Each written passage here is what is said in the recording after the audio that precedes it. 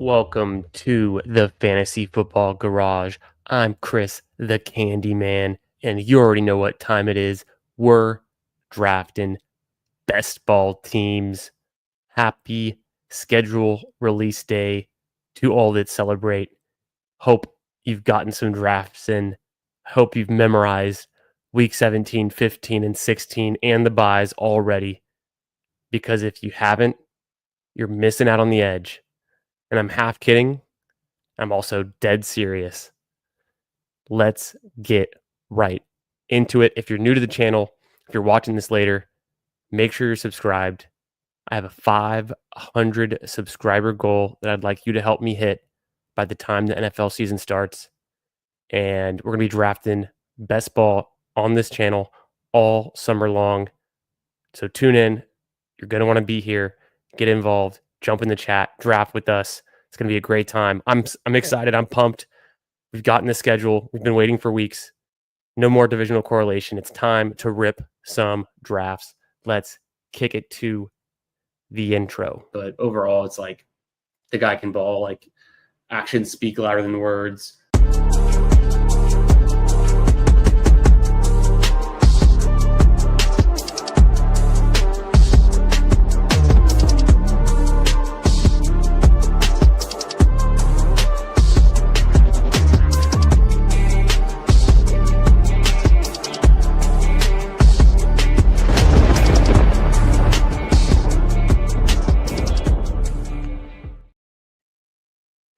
What's going on?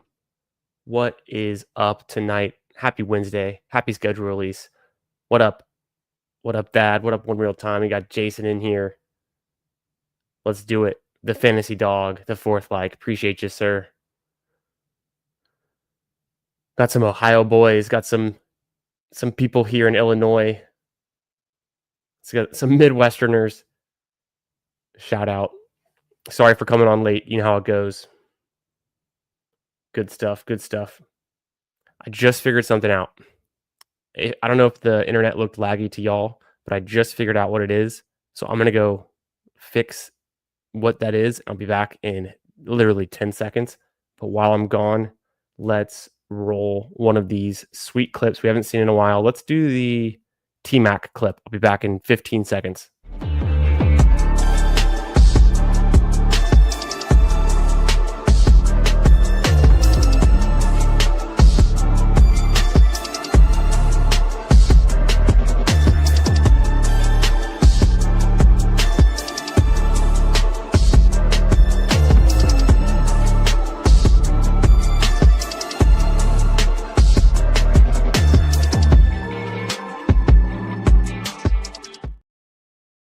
Okay, I'm hoping that helped.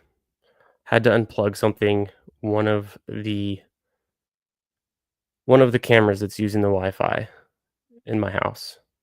So hopefully that helps. It seems like I'm getting a weak signal again for the second night in a row. But we'll work through it. Let's go ahead and take a look what we've got here. I wasn't joking in the intro. You guys should know the schedule is out. Go ahead and do it. No, that's not the right way to do it. Let me do it. What's the best way? There we go. Well, it's pretty small, but that should work. Could be better. The T-Mac catch on TikTok? No. Wouldn't have seen it unless someone else reposts that on Twitter or something.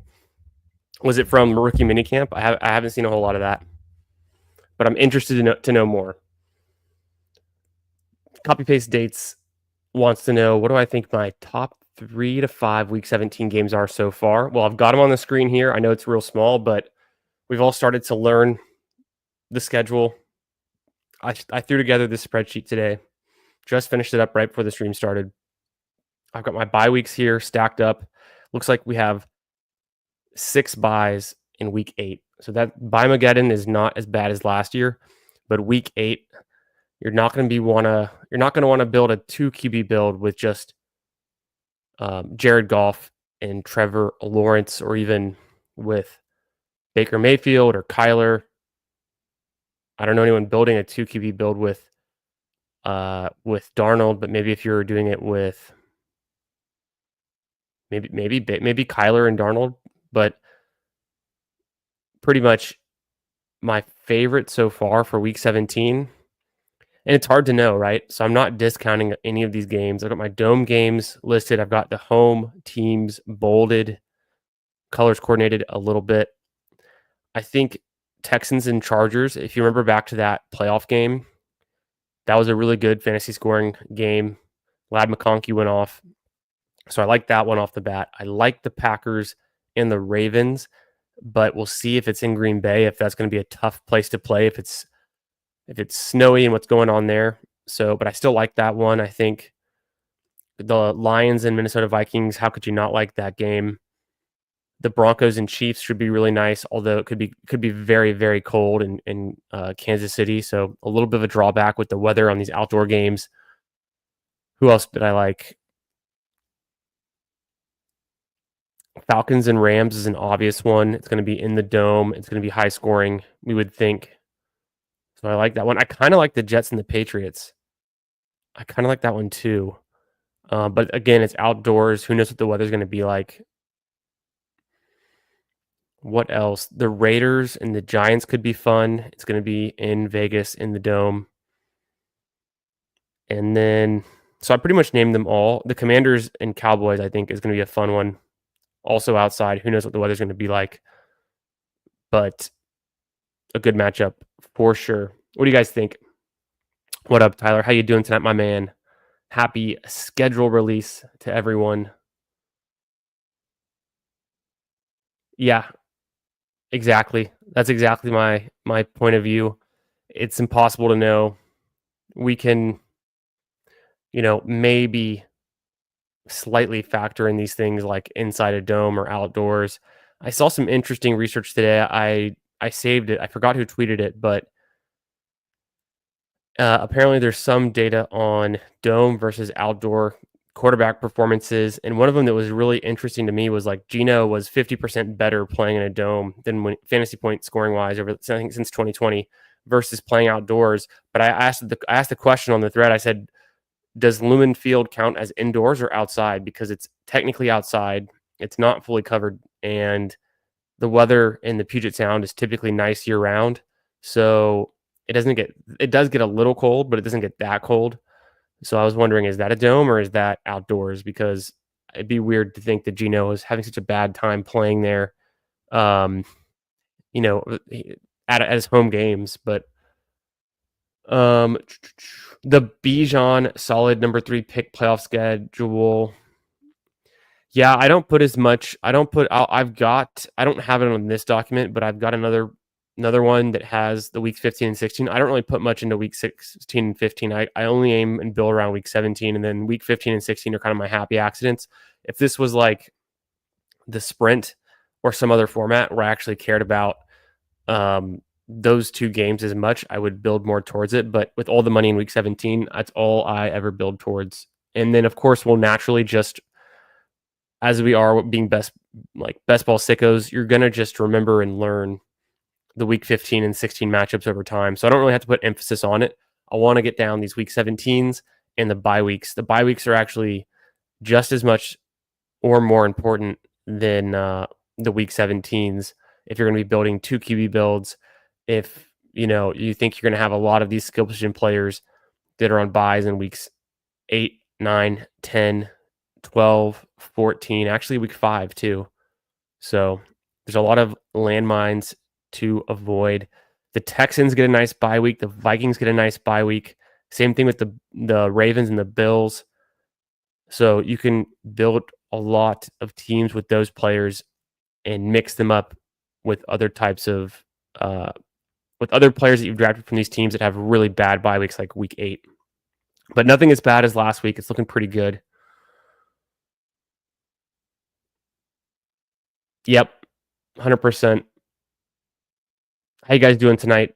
Have you drafted any best ball teams since the schedule's dropped? I haven't yet. I watched Davis's stream in the background today. I was checking in with BINDLES' stream that was live right now. I'm gonna have to go back and rewind and watch the Fanspeak network stream that was the Jeopardy match between BBG and Cody. No spoilers in the chat. Don't tell me who won that. I'm gonna have to go back and watch it later tonight after this stream. But excited to get in a draft. It's gonna be a good time. Falcons, Rams, and Lions, Vikes are my two favorites. Yeah, I like the Falcons, Rams a lot. I think naturally we've already seen the builds with Puka in London. Could we see more of those? London and Devontae Adams, and then London and Kyron, and then could you bring up?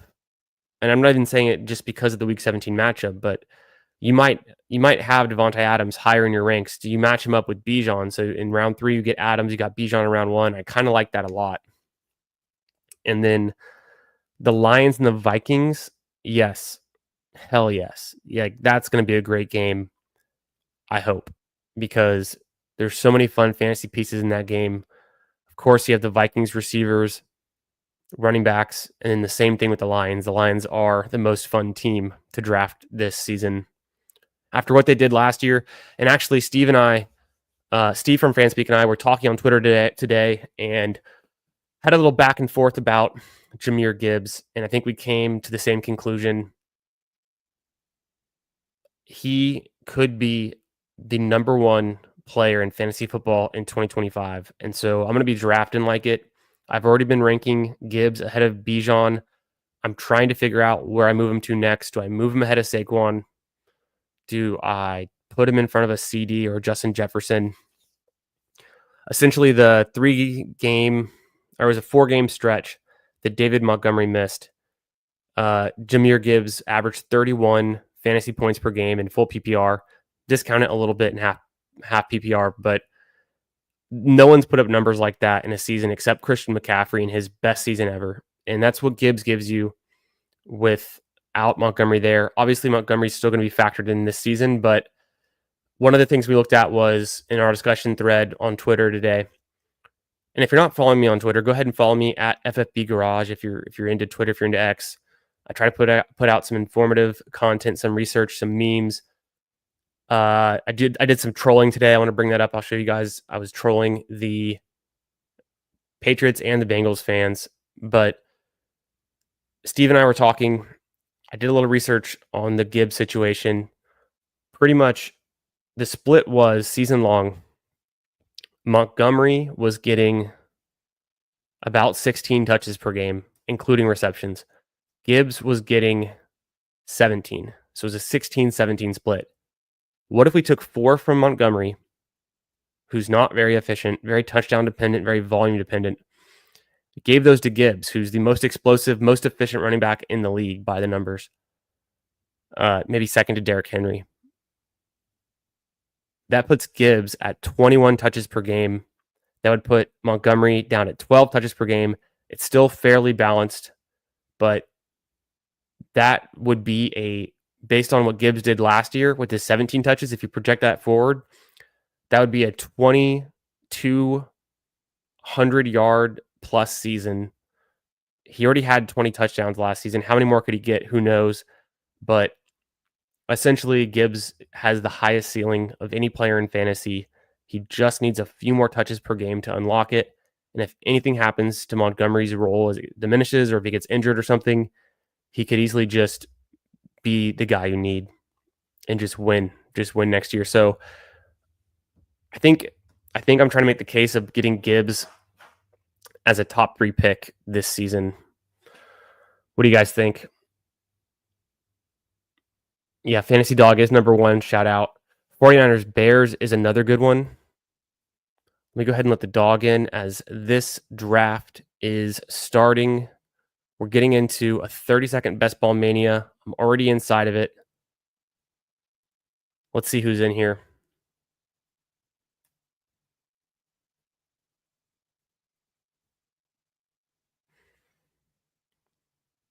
I got the 2 spot. Very nice. Don't see any other familiar names, but a lot of badges in here. Let me let the dog in. I'm going to go ahead and queue up. I'm going to go Jefferson just for now. I'm me go ahead and refresh, see if I can get the overlay. Well, I guess I have to draft a player first. So I don't know if that was worth it, but let the dog in. 1 sec.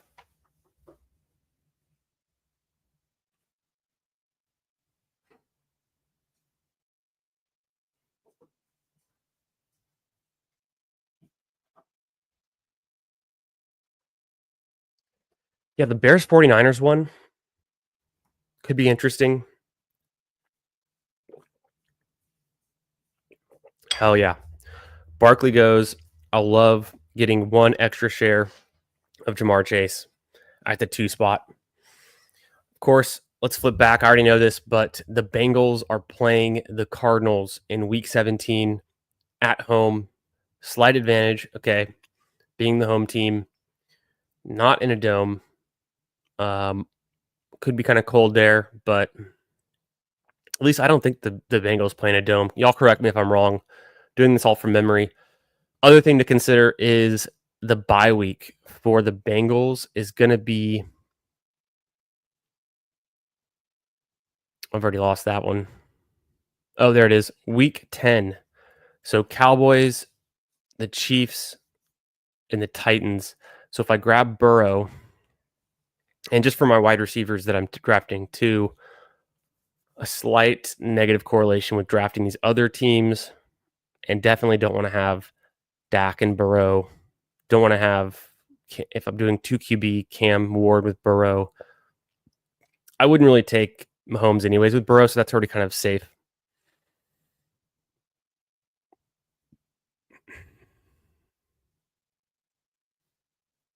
Yeah, 49ers Bears could be fun.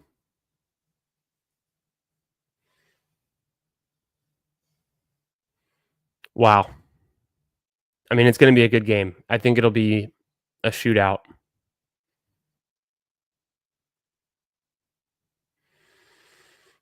Yep, definitely. We got to figure out the QB combinations we want to avoid, memorize those quickly. Yeah, I agree, Tyler, on the Geno piece. I'm just catching up. I'm way behind. Somehow I got way behind again.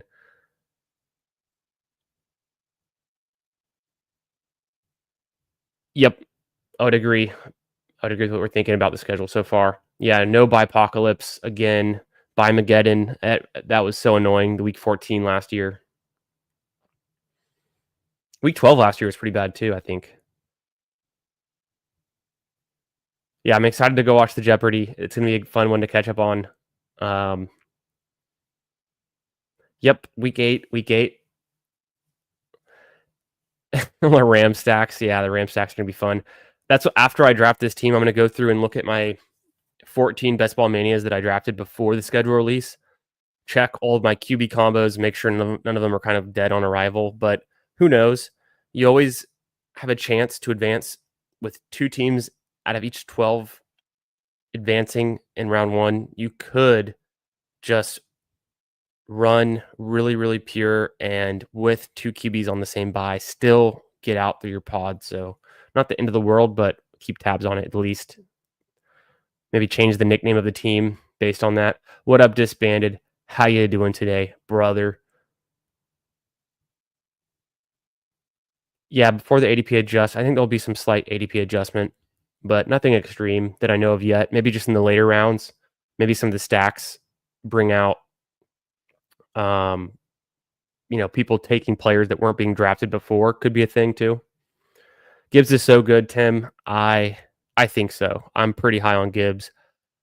I just can't figure out right now how to get him much higher than 5 without moving him ahead of Saquon, because my ranks go Chase, Jefferson, CD, Saquon, Gibbs, Bijan right now for me.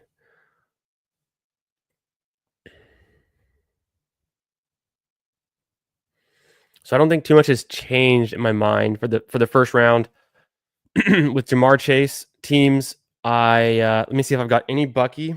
Well, it doesn't matter. Let's have any Taylor.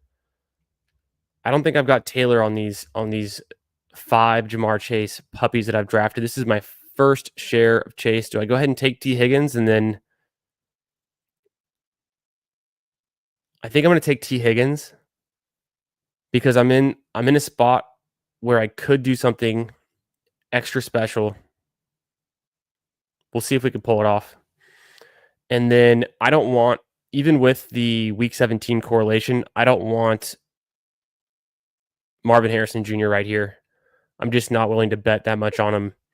I'd rather figure out another way, like getting James Conner or doing something later on.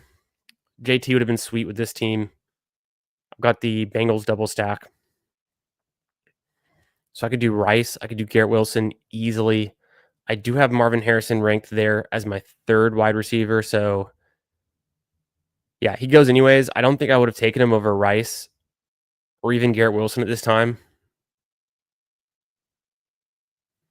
McLaurin's there too. McLaurin's pretty fun with the touchdown upside. He was really ripping it last year. I'm gonna get McLaurin as a backup because I want to try to do something here. And then like I said, just as a tie break, if I have Rice, I've got the same bye week for the Bengals and the Chiefs. I'm gonna go McLaurin here. It gives me one more out at QB, if you know what I'm saying. Feels good. Yeah, I'm super high on Gibbs. If you do follow me on Twitter, go check out the thread that Steve and I were talking about Gibbs today.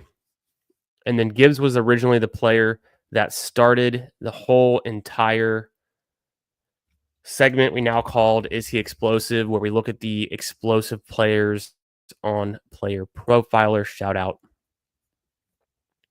Boom. Number one in rushing, explosive play rating, which is a per play efficiency metric. He's number 12 in receiving. He's no slouch. Number 2 overall, just behind Derrick Henry. 43 explosive plays in 17 games. 2.5 per game, essentially. Look at the game logs. I've already described it, but he averaged 31 fantasy points per week, weeks 15 through 18 when Montgomery was out in PPR scoring, I think in half point PPR. Let's just discount that 3 points. So it would have been like 27, 28 points scoring per week. A lot of touchdowns. I think he had a 4 touchdown game, if I remember correctly. Let's double check that. I got to see that. I think it was a 4 touchdown game in week 18, which doesn't count for fantasy, but it's during the regular season. And wow.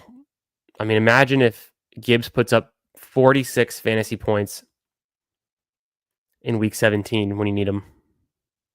Plus, it was against Minnesota, and look who the Lions are playing in week 17 this year. The first time he played Minnesota, he also had 32 points and was the RB1. So Gibbs was the RB1 both weeks he played Minnesota. He's freaking playing Minnesota in week 17. I might just have to move Gibbs up to number 3 overall in my ranks, ahead of Saquon. I don't know, maybe ahead of maybe ahead of Justin Jefferson. Maybe it's Justin Jefferson I move back because it's not CD. CD's got Dak. It's all consistent. Dak's going to come back and have a great year. Pickens is going to help that. And then Jamar Chase, I still don't want to fade him either. So it's going to be a slight fade on Saquon and Bijan for Gibbs. And then I'll still get plenty of Justin Jefferson if I move him back.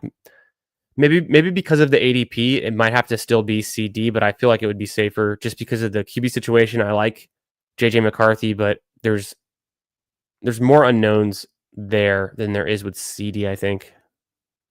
It's tough.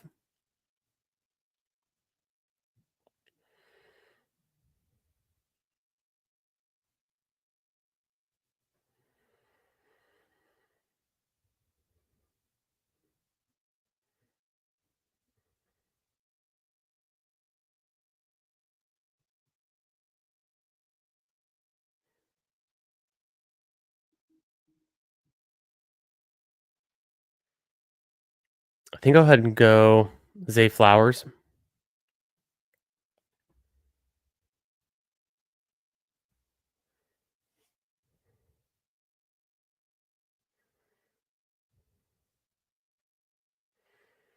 McLaurin is week 12.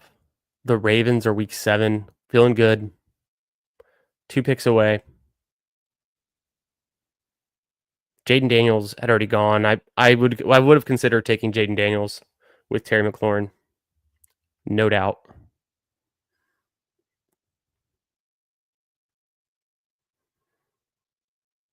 DK goes. I'm not afraid to draft DK, but it's not the best matchup. The Pittsburgh Steelers are playing outside in Cleveland the week of Christmas, so that's not the most exciting. Damn it. Jameson Williams, I want him on every team, and he keeps going. I'll take Cortland Sutton here. Or Mixon. I could do Mixon too, easily. Let me go Mixon just so I'm not behind at the 8 ball at running back. I've got 4 nice wide receivers. I really like Sutton here. If I didn't have Zay Flowers, I probably would take Sutton. Or if I didn't have Terry McLaurin, I would go Sutton there. I'm going to switch it up and go Mixon. I've got him ranked just ahead of Sutton. I like Sutton a ton. If you guys watched the stream last night, I went on a 4-minute monologue tirade about Cortland Sutton versus Terry McLaurin and how you can get some nice arbitrage taking Sutton in early round 5 versus McLaurin in early round 3. I do the exact opposite tonight, but the more you know.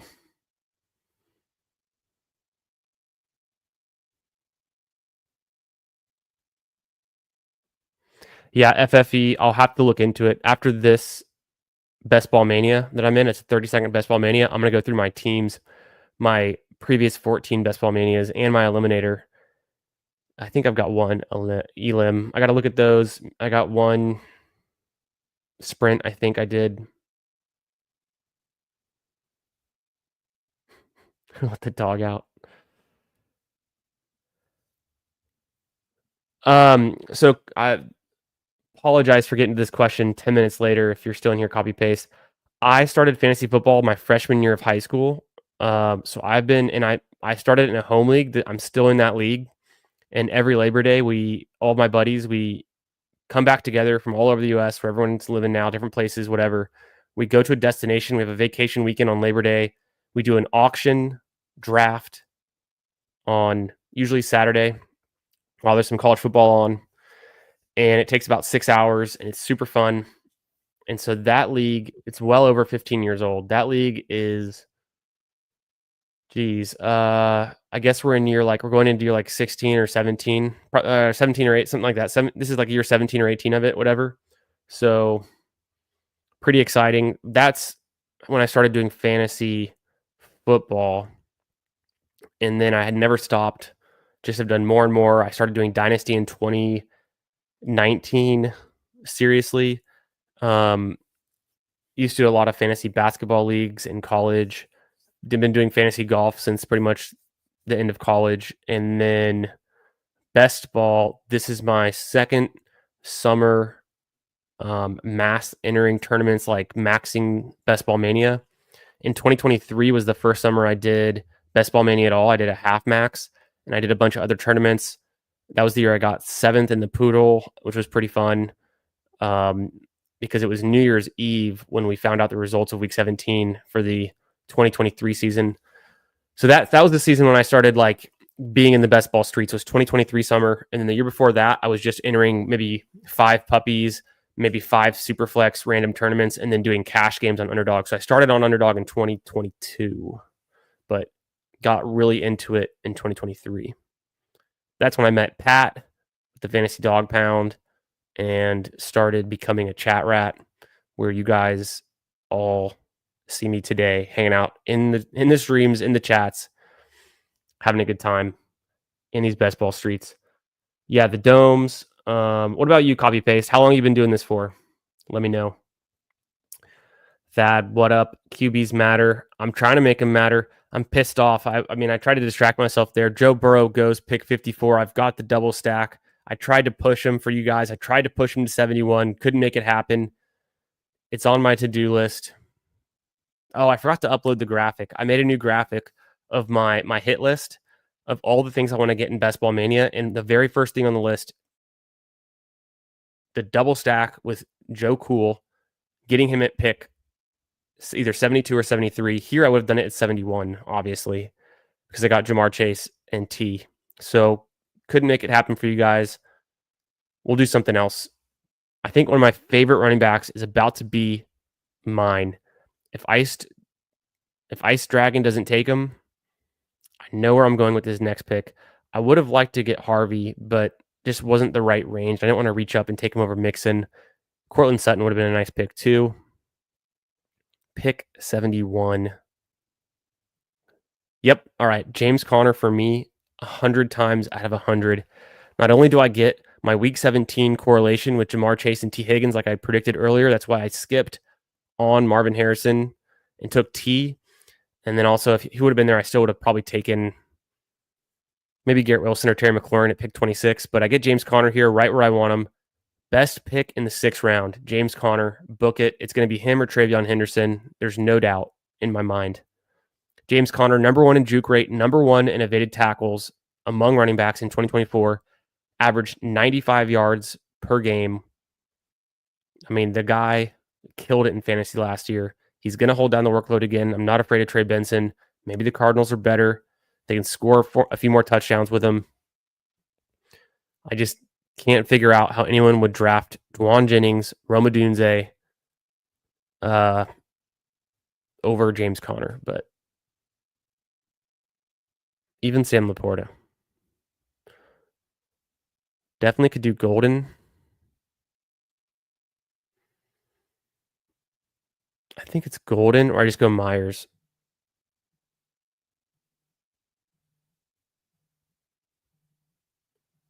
I think I'm going to do Myers on this one, just to change it up. I've got some Golden. I could get more Golden. Myers feels really good. Gives me one more option for QB. I mean, Golden would have 2. Because right now I don't have any QB stacks that I can get except for Myers. Could do something with the Texans backstacking it.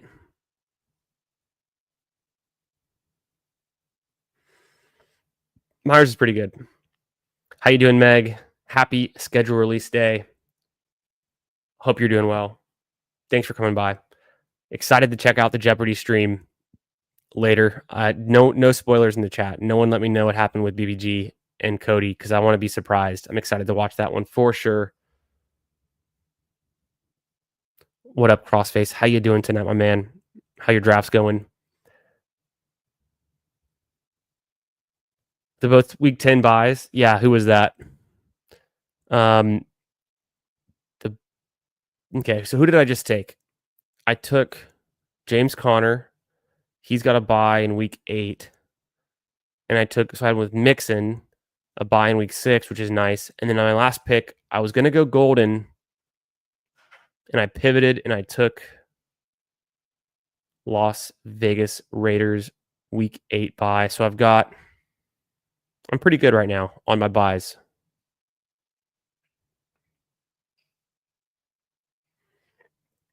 Eventually, Underdog will update the bye weeks.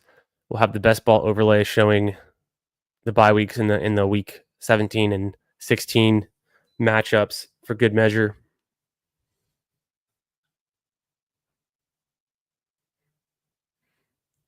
Yeah, McLaurin. I'm way behind. McLaurin or Brown. Rice. Why? I know you love Rice. Could have gone Rice. The bye weeks is somewhat of an issue. I want to get some Terry McLaurin too. Don't want to miss out. I'm not going to miss out on Terry McLaurin. Would have given me an option to go Jaden Daniels. And then I was still trying to get Joe Burrow, but didn't happen. I've got 2 running backs and 5 wide receivers. Really strong build. Just got to get some QBs that make sense and backstack this one really strategically since I only have my tight end slot to figure out if I want to get some more pass catchers with these QBs that I haven't drafted yet.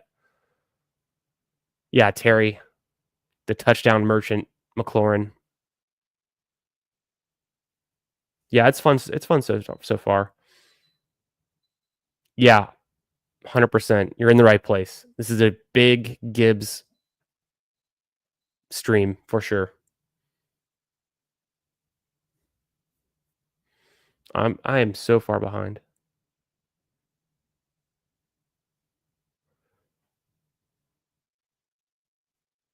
Yeah, but Hartman, I agree, but I had to do some research. What changed? What changed? And it's very obvious, right? Jaden Daniels changed. He'd never played with a good QB. He'd never had a quality quarterback. Jaden Daniels is there. Jaden Daniels likes him a lot, throws in the ball, feels good. He had 16 touchdowns, including the 3 in the playoffs. So I would have taken Kyler here at 95. Bummer. McLaurin is safe. He's going to be a safe pick. I'll definitely go Fields, which makes me sad I didn't take Garrett Wilson instead of McLaurin just for the stack. But I'll definitely go Fields here, and that kind of saves me a little bit. I'm going to check. Fields has a week 9 bye, so that feels fine. It doesn't really conflict with anyone else I would take. And then is there anything else I could do here? If I would have gone Sutton, I could have gone Bo Nix, but I didn't do that either. Otherwise, it's just Justin Fields here. It has to be.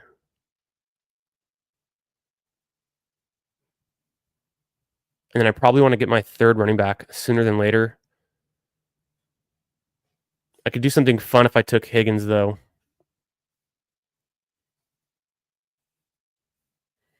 Justin Fields plays the Patriots. Mixon plays the Chargers. Already got my Cincy and Cardinals. McLaurin, the Commanders play the Cowboys, duh. So I could do a back stack with Dak, but I don't really think I'm going to do that one either. Ravens got the Packers.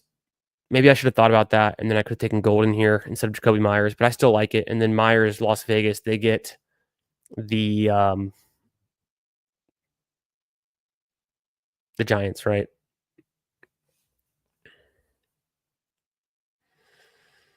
Okay, I have the choice between Mason and Higgins. I probably want to go Higgins, although I need a running back.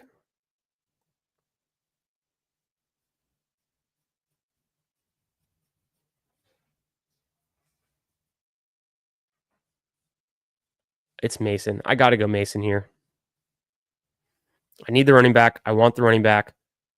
Love Jordan Mason. Gonna take him. Feels good on this one.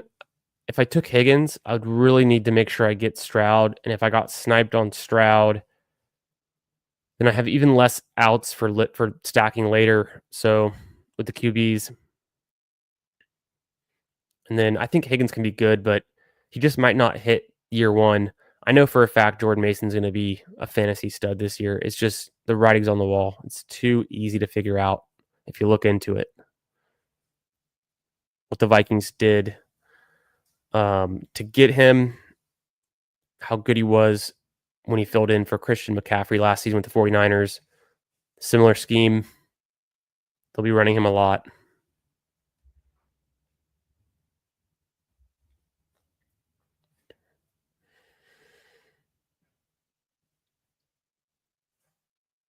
And then getting Justin Fields takes off some pressure to have to get Stroud. So didn't want to force it. I think Jordan Mason's the right call there.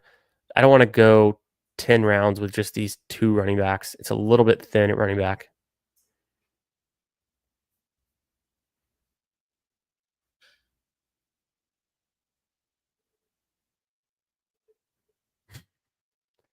Yes. Yeah. Terry is being elevated by Jaden Daniels. So we're back in on McLaurin's price, even though it's expensive. It's the touchdowns. You might just have to have them. Imagine if he does that again. If McLaurin just has a touchdown every single game from week 14, 15, 16, and 17, 4 straight weeks of touchdowns, I wouldn't put it past him. It's not that hard for him to pull off, as he proved. And then they're playing the Cowboys in week 17. That's probably going to be a shootout. But I could be wrong. I mean, maybe the Cowboys defense is better, healthier, right?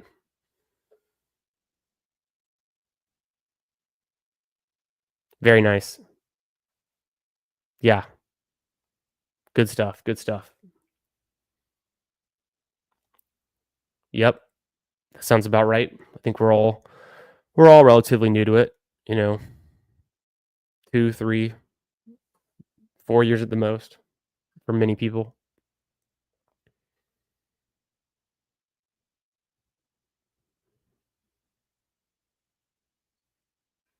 I could see that.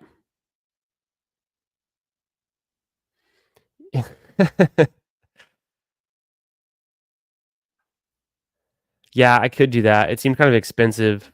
Um, I guess because the Broncos are playing a game I liked against the Chiefs, but I don't have any Chiefs on this one, and they're pretty much already gone. I didn't think Evan Ingram would come back around, and I don't really like Evan Ingram that much. He's not efficient. I don't know how they're going to use him a ton in Denver, but they run a 55% of the time last year. They ran the 11 offense with the receivers out there. So I mean, I guess he can play in that. They run the ball a lot too, and they need good run blocking. I don't even know how good of a run blocker Evan Ingram is, but I don't think he's bad. He's been in the league for quite a while. I got nothing to go with for golf there. Slight value on Najee. I might just do that. Haven't taken him in a really long time either. I think that's the safe play. Could do something with Herbert on the way back.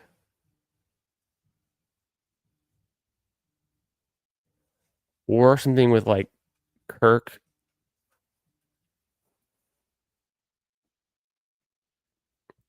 That's the first Najee I've taken in a long time, it feels like. Definitely the first one since the big board closed. But 9 picks past ADP feels about right.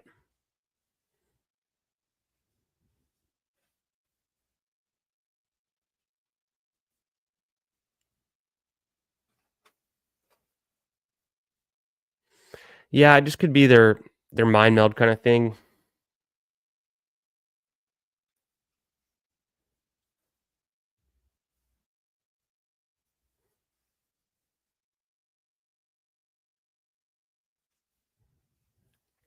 Let's see what we got.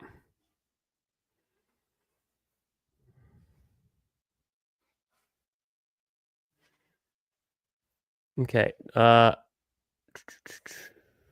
Jets. That could work. The Chargers play the Texans. I've got Mixon. I might just take Herbert here, and then I might figure out how to backstack him on the way out with like Quentin or Mike Williams even.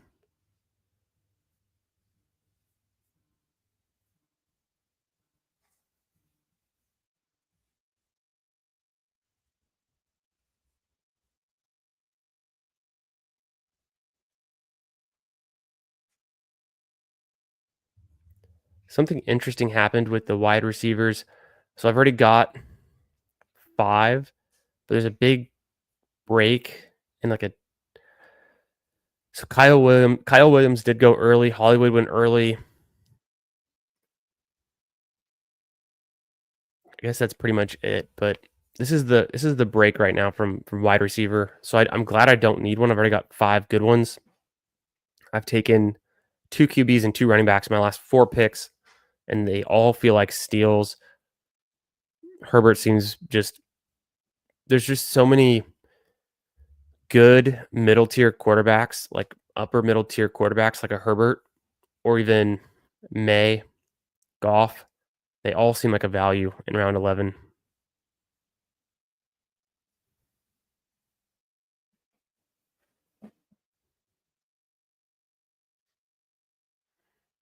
I think there's a good chance Quentin Johnson could come back around.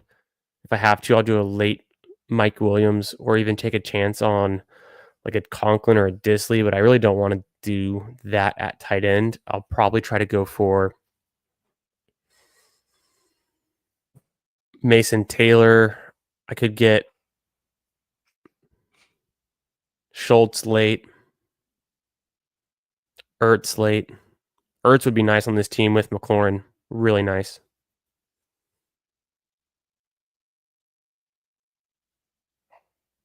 I think we're doing good so far. Not too bad. Kind of wish I took Golden over Myers, and then this could have been a chance at Jordan Love falling. There's no way Jordan Love comes all the way back around though. The guy who took Golden at pick 80, he has to take Love. He just took Jared Goff, but he'll take Love too.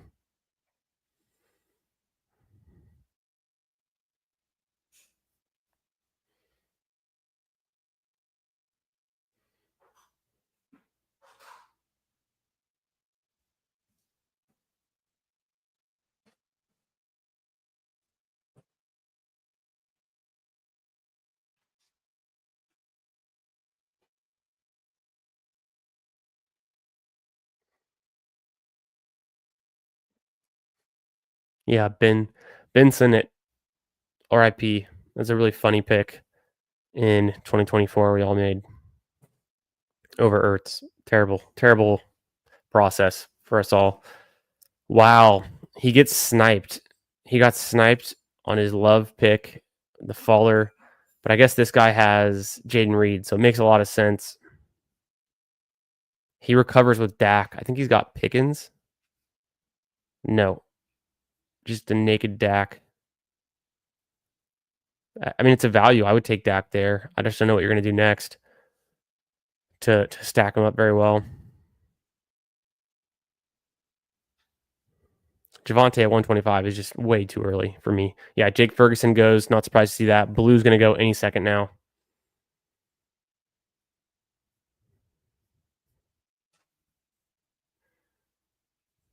I'll take QJ here easily. I can get Goddard or White on the way back.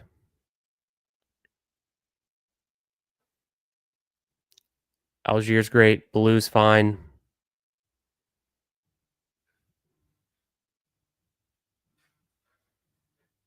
Okay.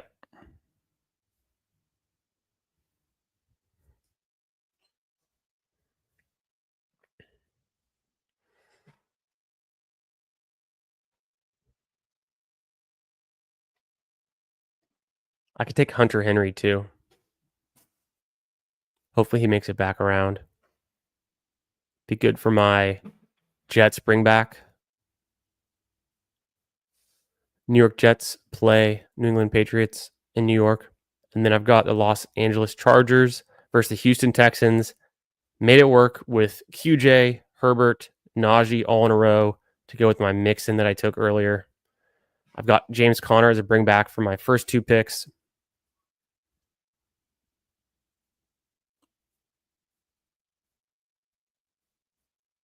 I think I'm going to go Goddard there.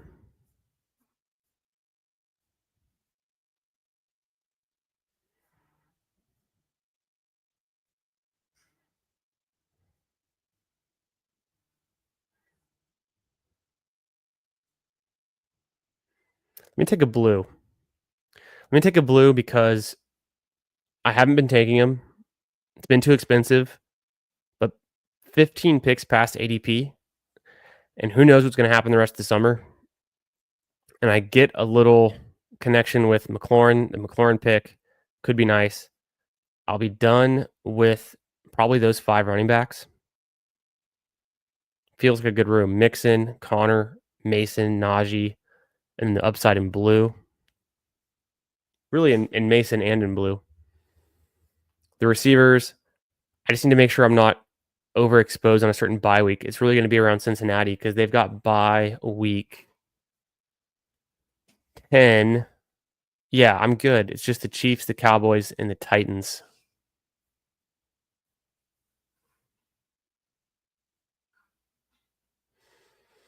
Yeah, I just tight ends are just a different breed. Look what Kelsey's doing. Look what Antonio Gates did. Gronk to an extent.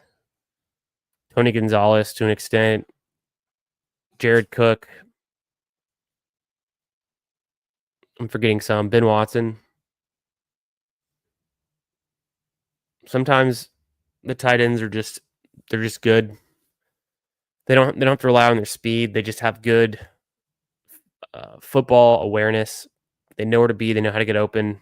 They know how to shake defenders. So we're not looking for a big playability. We're just looking for a touchdown at the end of the day.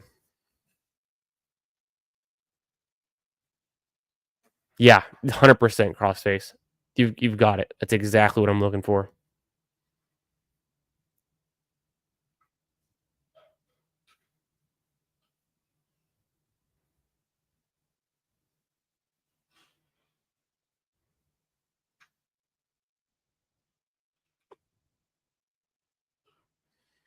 Let's see. How are we going to land this one?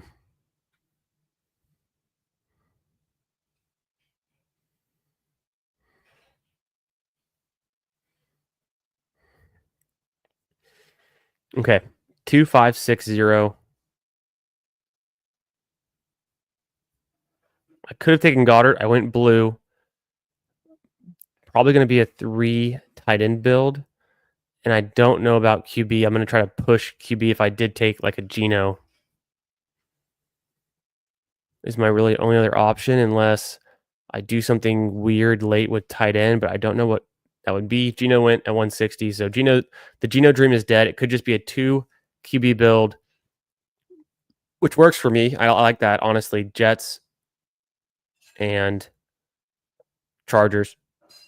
I'm cool with that.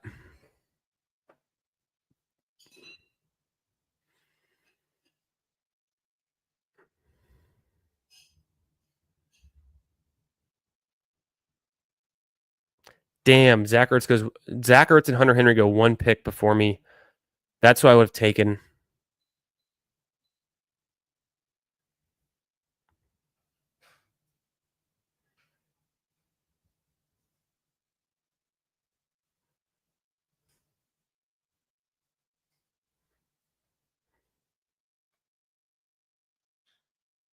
Hate to see it.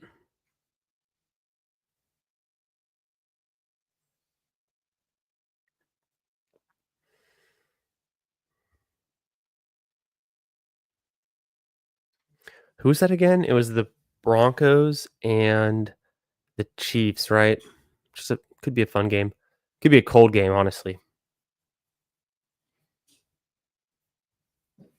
What up, Sentry? How you doing? I don't know so far. What have I noticed? After I make this pick, I'll take a quick look at the board and try to figure out what I've really noticed. Come on. This guy's got 3 tight ends, so if I would have pushed Gesicki, if I wasn't already taking 2 tight ends with my next 2 picks, considering he's got the 3, he's got Hawk, Kelsey, and Pitts, which is a little bit too expensive in my for my taste, but he goes Keenan Allen. I'm going to go Mason Taylor here for my I think it's just a good spot to take him. I don't think it's too much. Get the stack with Fields. That's nice. I'm not going to force a bring back with Fields on the Patriots since I don't have a Patriot yet. And considering I missed out on Hunter Henry and Ertz, which I would have liked, it's probably going to be a 2, 5, 8, 3 build. Almost certainly. So can I get a Patriots wide receiver late like a Boutte? Or I could do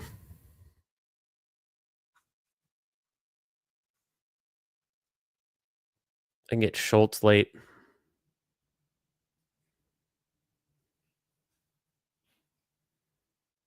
I could do Disley. It's just kind of hard to know if he's going to be the guy. He had a pretty good year, a career year with Herbert, but they bring in Conklin, who's no slouch. I don't really want to be playing, the tight end guessing game. At the end of the day, it's like around 18 picks, so it's not the worst thing. It's hard to know if Conklin or Disley, which one's actually better. I would definitely go Schultz there over both of them. I'll take Dobbins as my 6th running back if he's there, just for the upside. It looks like who just went? Michael Wilson would have been nice too. But I've got the James Conner bring back on my first 2 pieces, Jamar Chase, T. Higgins. Let's look at the board, James. Let's see. What do I think has gotten pulled up so far?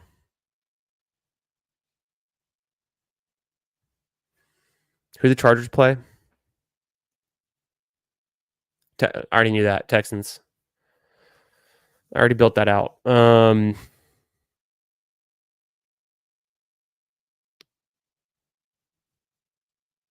Nothing crazy in this one so far, really.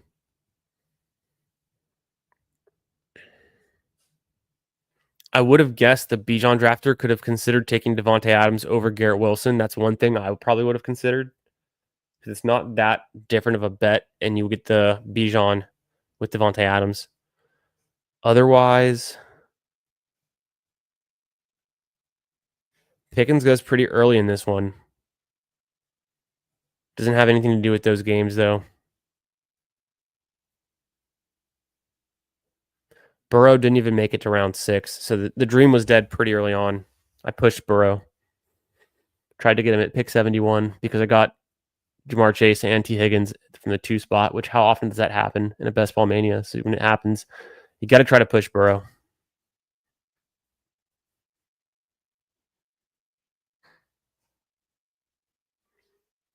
Because it's Zay Flowers and Mixon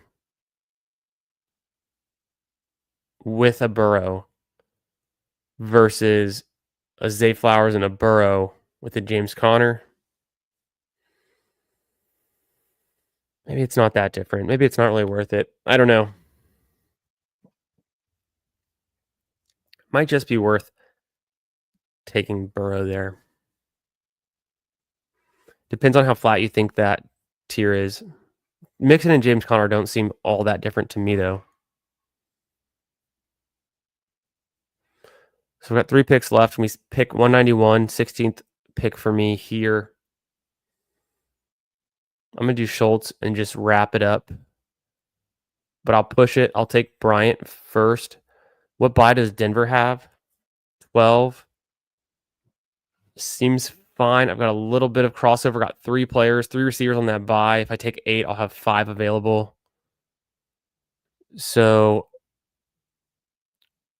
maybe you should consider something else, but I like Pat Bryant. I'm going to keep taking him.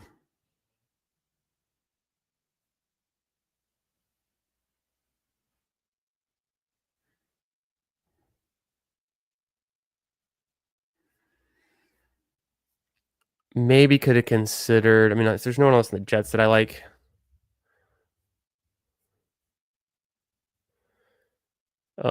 Who else? Dobbins was gone. Quorum's gone. Pat Bryant could be good this year. I need a rookie wide receiver for the upside too. But then I'm gonna have McLaurin, Quinton, and Pat Bryant on a bye. If I take, it should be fine. Just those 3. That should be fine. Grab Schultz here. Finish my Texans team stack. My bring back. I got Mixon and Schultz for my Week 17 bring back against Quinton Johnston, Najee Harris, Justin Herbert.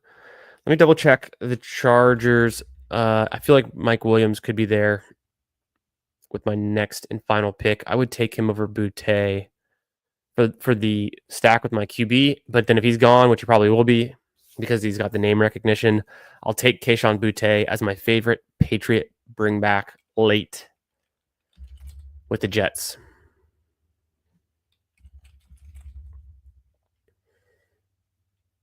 Either him or Polk, even Matt Collins could work just fine. Does Polk lose his job after one season? I don't know.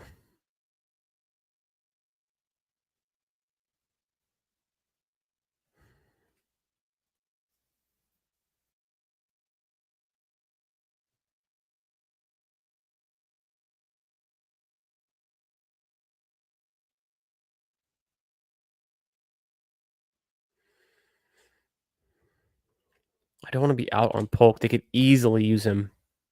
Easily they could want to keep Polk around. I know he didn't do much last year, but it's very cheap. Let's look at Polk. There's not going to be much to look at.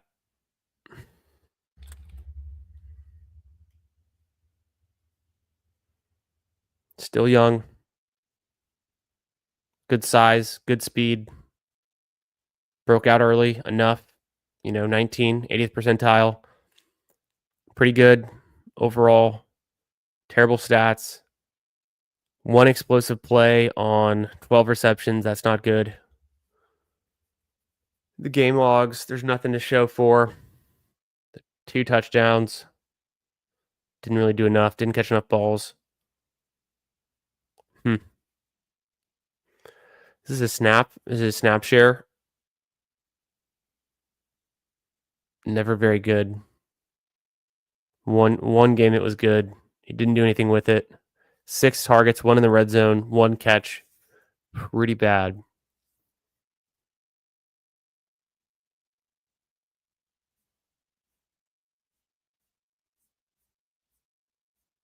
It's a tough look.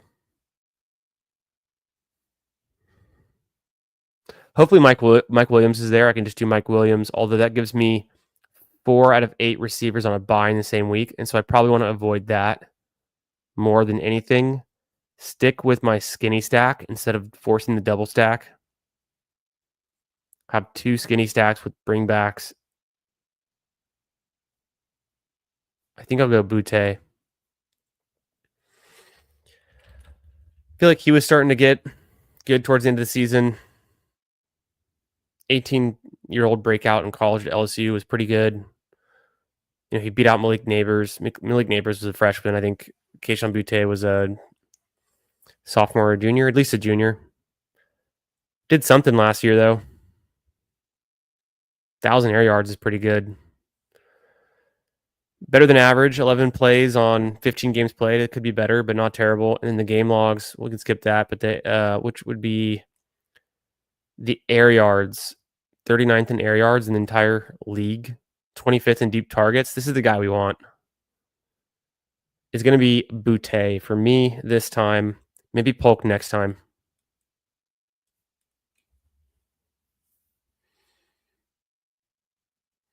So, James, coming back to your question, I don't know if there's any players I noticed getting pulled up. I just pulled up Butte for the correlation, but I've been drafting him too. Otherwise, it's kind of hard to notice from here.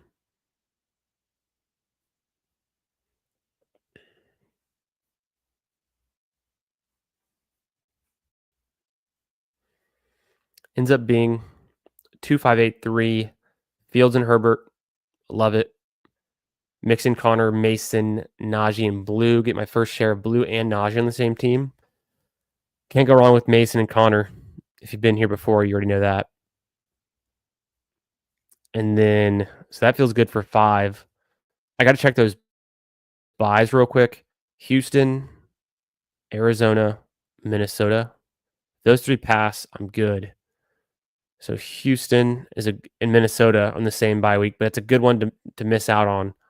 So I'll be 3 of 5 there, but then the rest should be solid. I've got Arizona, the Chargers, and Dallas. Chargers, there we go. Arizona, Armageddon, and then Dallas. So we spread out the rest of the buys. So we're going to have 4 out of 5 running backs available. And then the worst case, the double buy, I've got 3 out of 5 available, which is going to be week 6, where I don't have any other Vikings. I have just one other Texan. So I'll have 2 tight ends available then, and I'll have all my receivers available to cover the flex spot. So that's really ideal. Once they start showing the buys on Underdog, we'll have a lot more clarity on that. But if I've only got 3 running backs available in Connor, Najee, and Blue, I'm going to want Connor and Najee in my running back spot. Probably don't want to have to rely on Blue in my flex spot, but then I don't have a single wide receiver out of my 8 on a buy. So almost assuredly, I'll start 3 of those and have a 4th in the flex. So that feels pretty good. Tight end situation, I think, is solid for a late tight end build. The wide receivers couldn't be much better. Chase in the 2 spot, Higgins, McLaurin, Flowers. Just that base of 4 could be insanely good. Guys you have to have. Anytime you have the 2 on the same team, the only exception is like Chase and Higgins, but it's really expensive to put that much draft capital in one team. When they're on the bye, Cincinnati, who else was it? Cincinnati on a bye, the Bengals with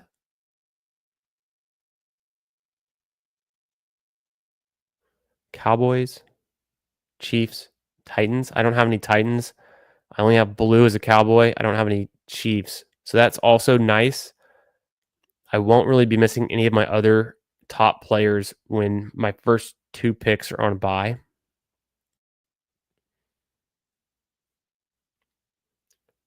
Back 4 goes Myers, QJ, Pat Bryant, Kayshon Boutte, and that's a nice little decent, 3 tight end position to have. So I like this one a lot. I think we did well.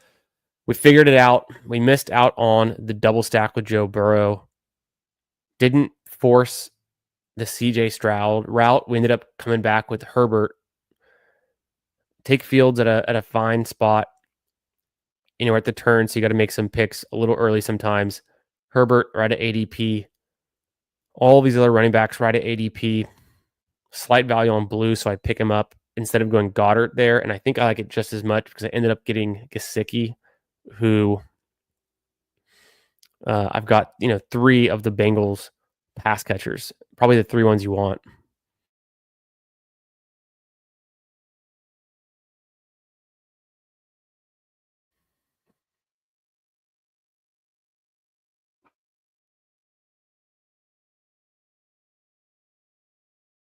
So you count Najee, which he might catch some passes, so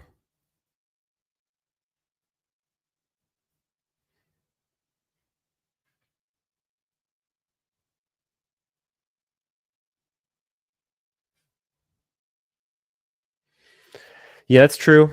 I'm trying to get more on Theo Johnson. I just haven't seen enough from him. I think in a 3 tight end build, I wouldn't mind it.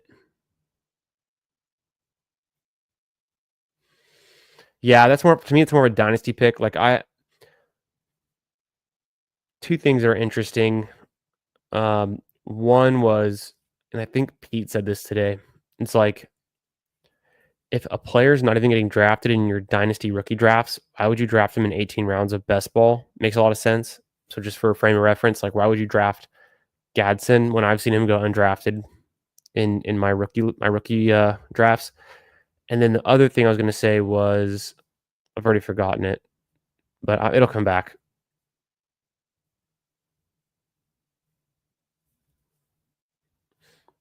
No doubt, Hartman. How you doing tonight, Hartman? That's a fun one. That was a fun best ball mania. I like that. What do y'all say? I think we do an eliminator now. I think it's time for an elim. Because we've got the schedule, we've got the buys. I don't know if we can fill one. We'll try. 30-second elim. If not, just do a quick puppy. Let me just check the elim. And then I want to show y'all something else. Live.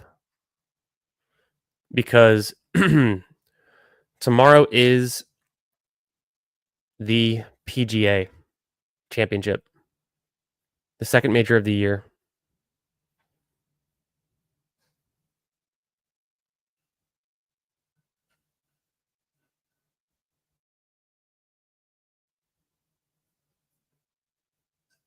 Oh, there it is. It was hidden. I couldn't figure out why.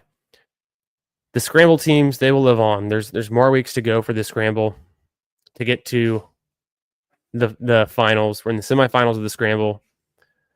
Looking like we're going to get some teams through. Got 1 big albatross, 64 albatross, and 5 littles remaining in round 2 to get to the semifinals of the albatross. So let me know if y'all have drafted any of these. If you're looking forward to watching the PGA tomorrow at Quail Hollow, it's going to be great.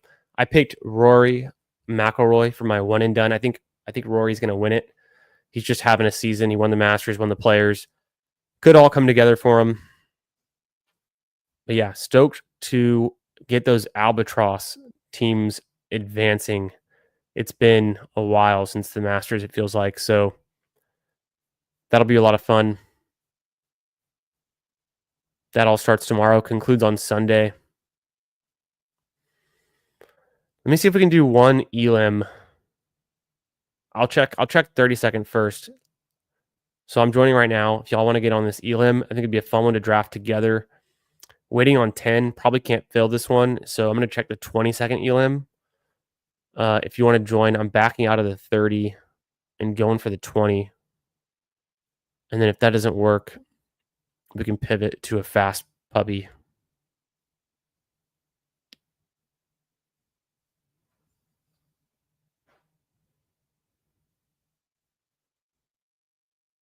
Waiting on 9. I don't know if we're gonna fill this one either. I guess not a lot of people are feeling like doing the elim tonight. But with the schedule now, makes a lot of sense. Waiting on 8. I think one of y'all just jumped in here. It would seem like maybe we could pull off a 20-second elim. It's a little bit fast for doing the first elim with the schedule, but we can make it work. One other cool thing. Let me go to this view. Is that probably better if I just do it like, geez. This? Yeah. Okay. And I know it's kind of small. Maybe you can't see it as well. This is the model that I built out in Google Sheets. It's what I use for my tool that I use to check things. I'll be doing more research now that we have the schedule. I'll definitely be adding the bye weeks to this and the week 17 matchups for quick references. But if I load up the Chargers and the Jets, well, first off, I'm going to do Chargers and Texans because that's the bring back for the stack. So it shows all the players sorted by ADP, by the positions, right? The draft capital, the round they go in. Herbert goes in round 10. Najee goes in round 10 by ADP. But I got both of them. I was able to get both of them in the last draft. So that's nice. Harris went in round 9, didn't get him. I got QJ in round 13, which makes sense because I got Herbert in round 11, but it was at the end of round 11. And then on the Texans side, I had Mixon from round 5. I had to make the decision in round 9 on Higgins. I ended up going with Najee. I think. Was that the Najee pick? I think that was actually the pick that I took, Jordan Mason.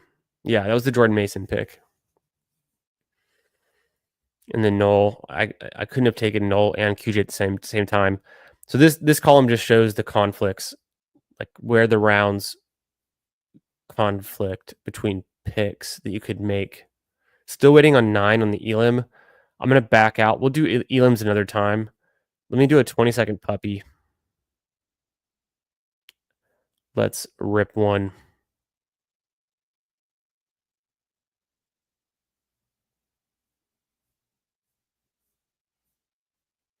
Twenty-second puppy starting now.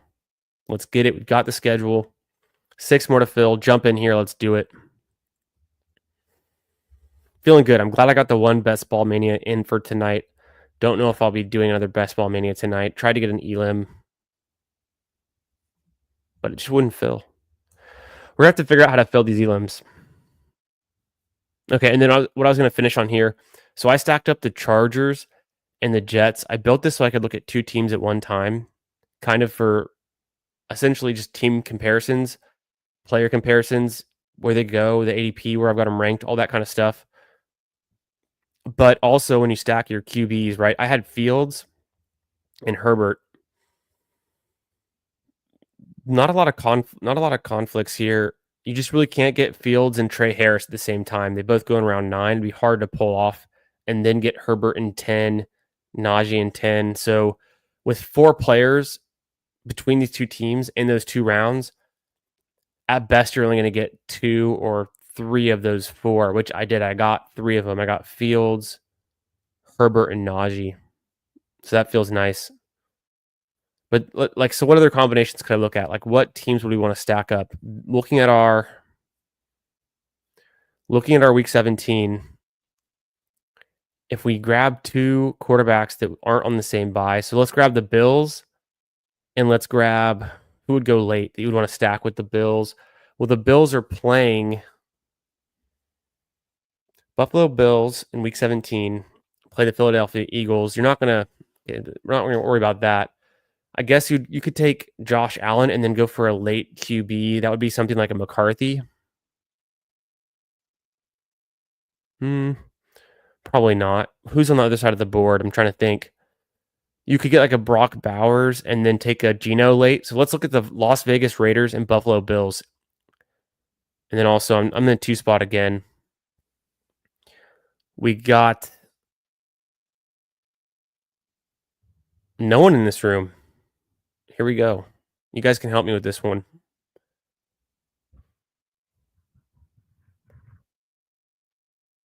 I'm going to go my first Barkley because I don't have any apparently. Otherwise, I would have taken Justin Jefferson or Lamb, which I got a ton of. And I obviously want to take more Gibbs, like I was saying. But I'm going to go Barkley this time just because I don't have any Barkley. So let's build out a Barkley team. Okay, so if I were to build out a Josh Allen team, maybe I've got Bowers on this team. And then I'm looking to go late with the Raiders stack. So I'm going to pull open the Raiders. I'm going to pull open the Buffalo Bills. The conflict would be round 7. You couldn't get Myers and Shakir most of the time. And they both kind of go in the middle of the round 2. Well, I guess Shakir goes more in the middle of the round. Myers more at the beginning.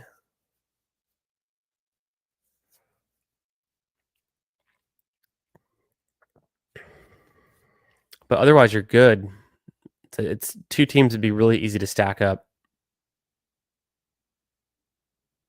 So who else would I take with a Josh Allen start? Probably a late QB like Bryce Young would be fun.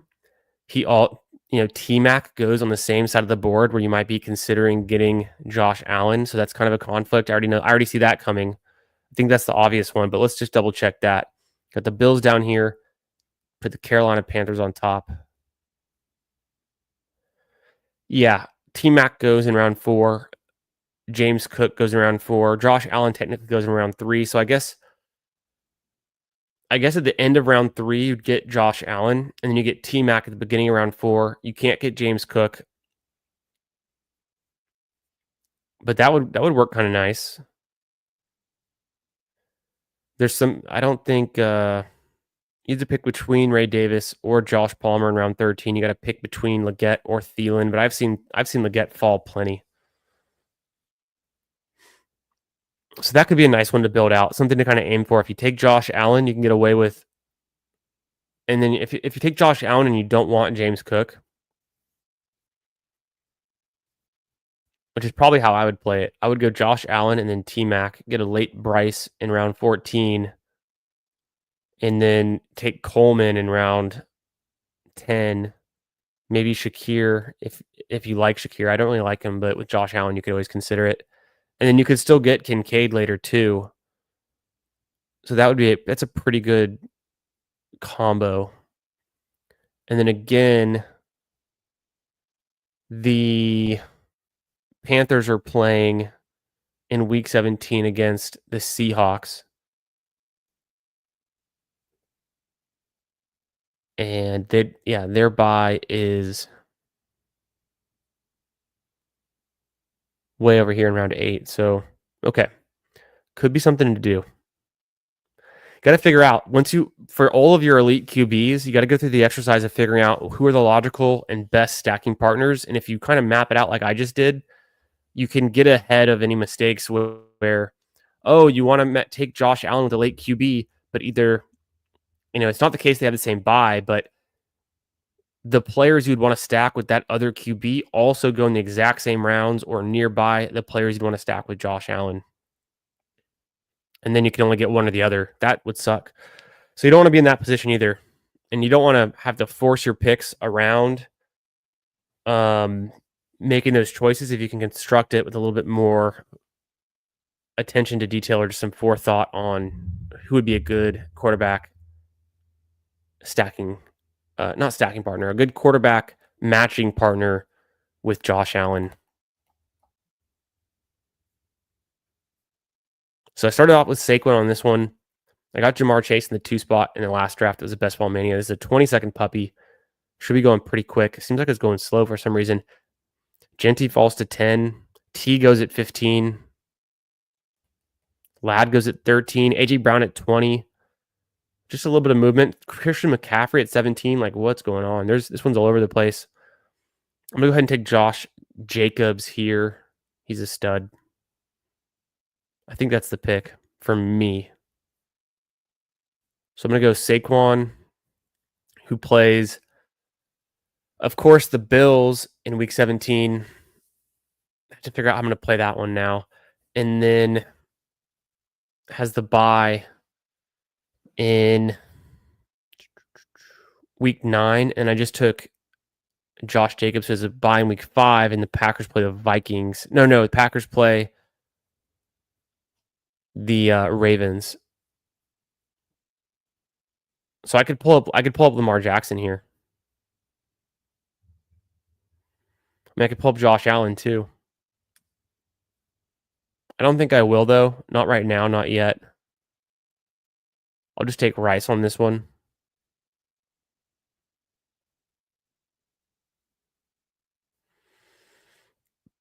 McBride's there, but I'm not really getting excited about McBride in early round 3. Well, the tight ends are too easy to get later. There's too much opportunity cost for me right now just to take a lot of McBride in round 3, in the beginning of round 3 even. Powers, you got to get some, but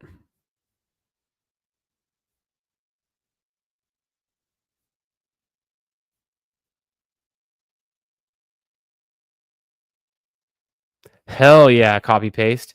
Going to the PGA Friday, have 3 of my 6 Albatross alive. Very nice. Yeah, getting 3 out of your 6 from the Masters, that's pretty good. Pretty good. Good luck with that. That sounds fun, man. Quail Hollow. North Carolina, right? It's outside of Charlotte, if I'm not mistaken. It looks like I've been getting some rain. I haven't seen a lot of the coverage. I've just been kind of checking in on Twitter and listening to the podcast about the tournament, but I haven't watched a lot of the coverage yet. Probably watch a little bit tonight.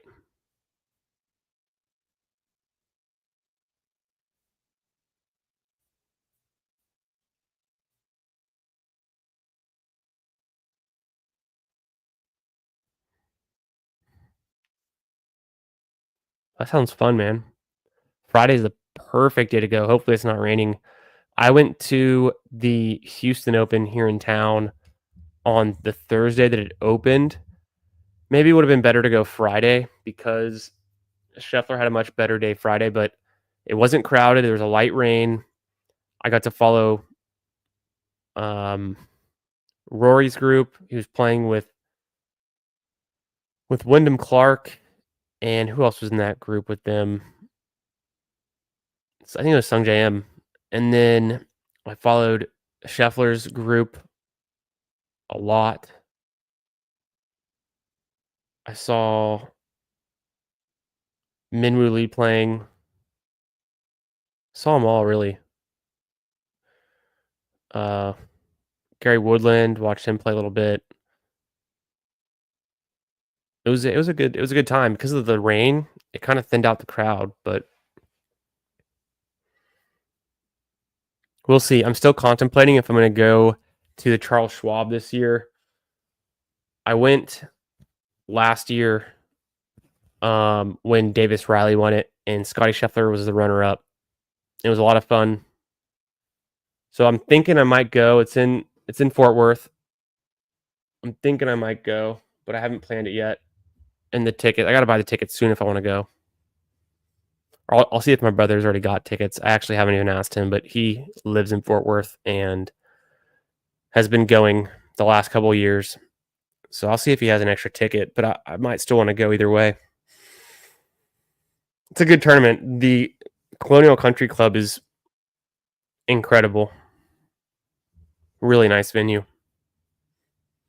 Pick 47 coming up. I need a wide receiver. Obviously, Lamar Jackson and Josh Allen didn't fall to me. Would have taken either one of them there. But I will go Zay Flowers. So I'll get my Barkley to Flowers for the bring back. It's right at ADP, but I think it makes sense. Or not for Barkley, for Jacobs, I meant. Could take Hurts too with my next pick. Feels like a great pick if he's there. Otherwise, I'm going to go JMO or Metcalf. The Chiefs are playing the Broncos. We've known that one for a while. I could take Sutton too, but is he already gone? Yeah, he already went. JMO always goes. I want more Jameson Williams, damn it. And then I think I will take Hurts here.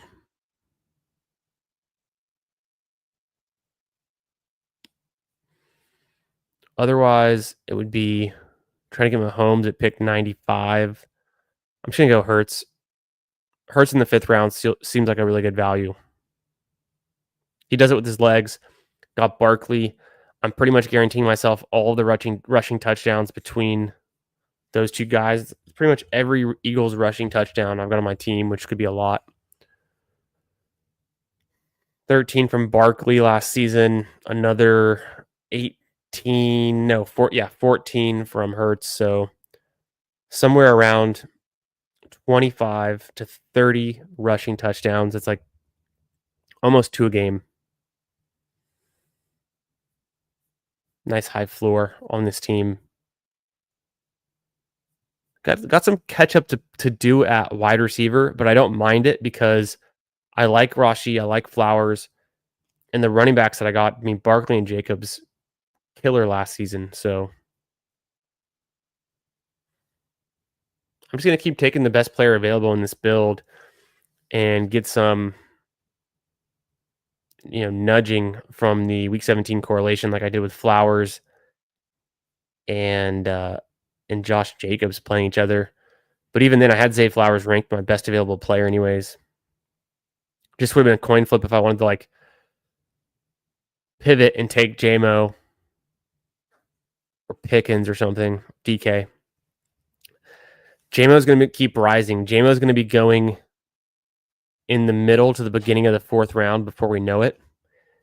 He's a better pick than a few of the wide receivers who are going in the 4th round. He's definitely a better pick than DJ Moore. Pretty sure he's a better pick than Xavier Worthy too. You could make an argument on T-Mac, though I think T-Mac could maybe have more targets. Hunter, you don't want to miss out on.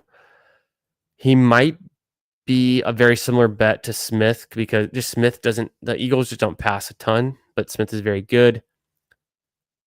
You could take Jameson Williams ahead of Sutton, but Sutton is the true wide receiver 1 in the Broncos offense, so you don't want to miss out too much on that one either. And then Zay Flowers, of course, the connection with Lamar Jackson can only get better.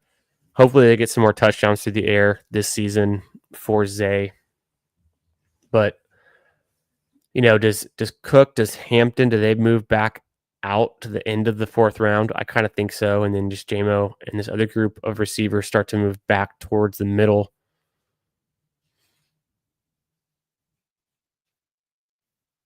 Yeah, reflect the sun. So one of the best ball bro terms would be a bring back. It's also used for DFS, but it is a player who is on the opposing team in whatever week you're talking about. So for DFS, it would be that week.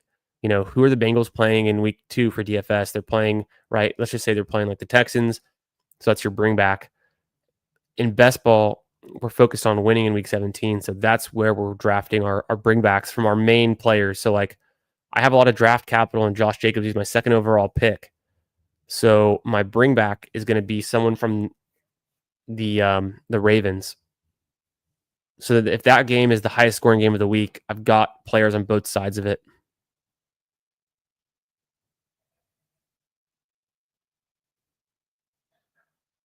And that's how that works. By drafting Saquon Barkley here, I'm saying he's going to be good the whole season. And then when I need him the most in week 17, he's also going to have a good game. There is some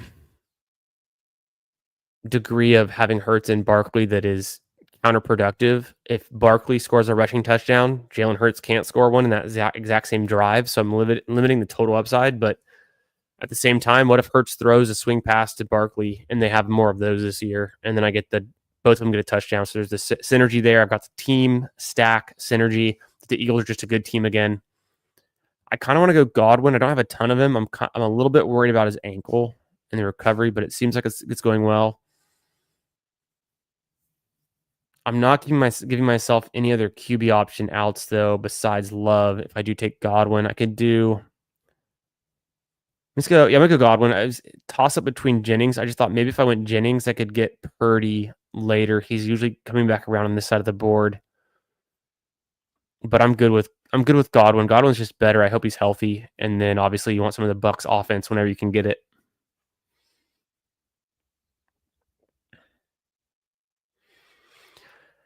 Yeah, Trioth. I think it's tough though because the Lions are also like the highest scoring offense. I mean, the Ravens are right there too, right? Let's compare. Let's look at the Ravens and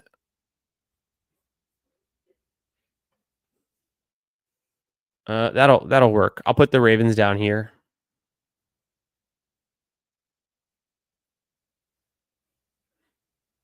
Okay. Ravens and who are we saying? Ravens and Lions. Lions were first in points scored last season. Ravens were third. Both very good. Ravens had 41 passing touchdowns, the second most. Lions had 39, the fourth most. So very good. Both of them very good. And then receiving yards, Lions had the second most with 278. The Ravens had the eighth most with 246. So, I mean, the Lions are also just a very high scoring offense. And then Jameson Williams gets it done very efficiently. He's one of the most efficient receivers in the entire league. Per play efficiency, big plays, touchdowns, spike weeks. I think it was, how many games did he play? I know he had 11 weeks finishing in the top 24. JMO did. I think he played 15. Was it 11 or was it? I have to look, but super explosive, super efficient. Zay is very good too.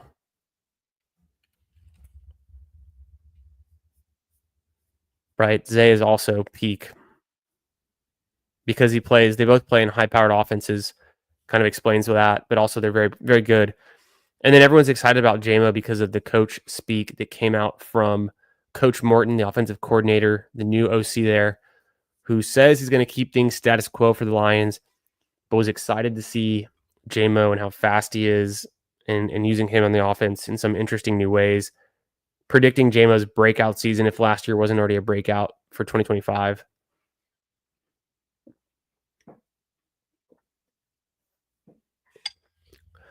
All right. Best available. I could do Ekbuka easily. If I did, I kind of want Baker, and I don't want to take Baker with Hurts. So I'm going to go Cam.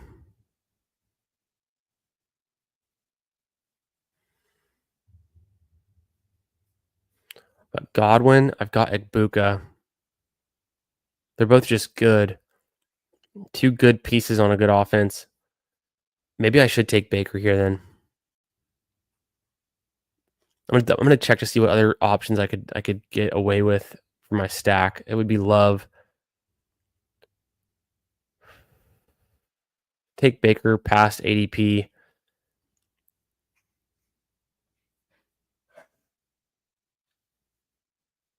Right, because the Eagles have a bye in week 9. The Bucks have a bye in week 8, so I'm safe. Eagles play the Bills. I got to work on a bring back there. Maybe Keon Coleman with my next pick. If he makes it back around. Could get Josh Palmer late, but he's been getting expensive, and I don't like Josh Palmer a ton, but maybe Ray Davis too. For the Bucks, I got to get some Dolphins, and they're already all gone, so that kind of sucks. But could do something really late there with a running back like Wright, who I don't like very much, or maybe Ollie Gordon, but that's pretty thin.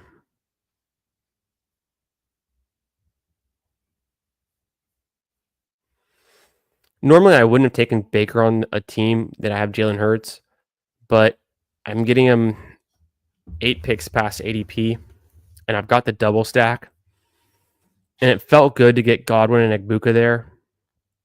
It's got some value on Godwin, and I don't have a lot of exposure to him. And then again, with the double anchored running back, like strong running back start, I didn't feel forced to take Cam Scatabo there. Jordan Mason, I would have liked to, and he was already gone, right? Pick 97. Very savvy by the one spot drafter. But that solves my QB situation. I got to make up some ground, I guess, at running back now, even though I did start running. Maybe this is the right way to do it. I started off strong for running back. That allows me to, getting into this QB and tight end window, not really be in a spot where I can't just take whatever I want, forcing another QB back to backstack my way out. If Love comes, I mean, Love's going to be there with each of my next 2 picks is the only problem. He's really easy to get and then stack and do something with Kraft. And I obviously don't want 3 QBs on this team. But that's fine. I'll stick with Josh Jacobs and Golden. I'm still team stacking the Packers, making a bet on the Packers offense in general, even without Love.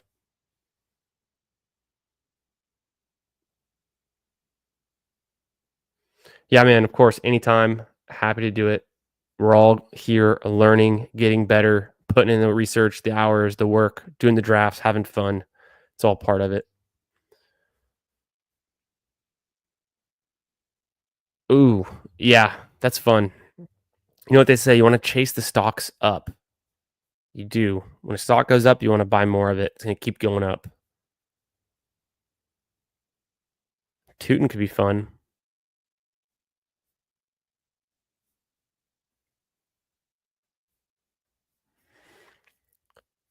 Pick 119, I take Tootin. Feels like a good pick there. 122 is up next. Colston Loveland would have been ideal here. Pick 122. Kelsey has a nice little fall. Warren goes early. Keon went early, which sucks for me. Take Bateman. Get the double stack for the Ravens receivers. It would be kind of sweet. Otherwise, I get Kraft or Goddard. I'll wait for Kraft or Goddard. Don't love Ramondre. I might like Spears more than Ramondre. I might need to readjust my ranks. Move Spears up. Definitely feeling done at QB. So what I did, I took Tootin there, which is really nice, past ADP. He's been moving up boards. And then Bateman just past ADP to go with Flowers. Even though I don't have Lamar, I still want to make a bet on that Ravens offense being really good. Again, it's the Ravens playing the Packers in Green Bay in week 17. I've got 4 really important pieces of that game in Bateman, Golden, Flowers, and Jacobs. So if that game goes off in week 17, that could really be nice for this squad. I got to figure out how to get a bring back on the Dolphins and the Bills too. Did Kincaid go? No, I could do it with Kincaid. That would be nice. Let me throw him up here.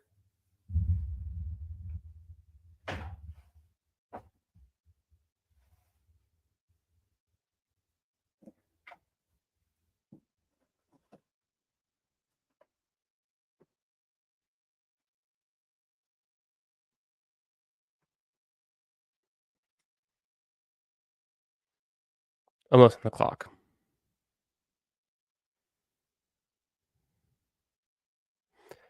8 picks away. Throw it to a clip. Be right back.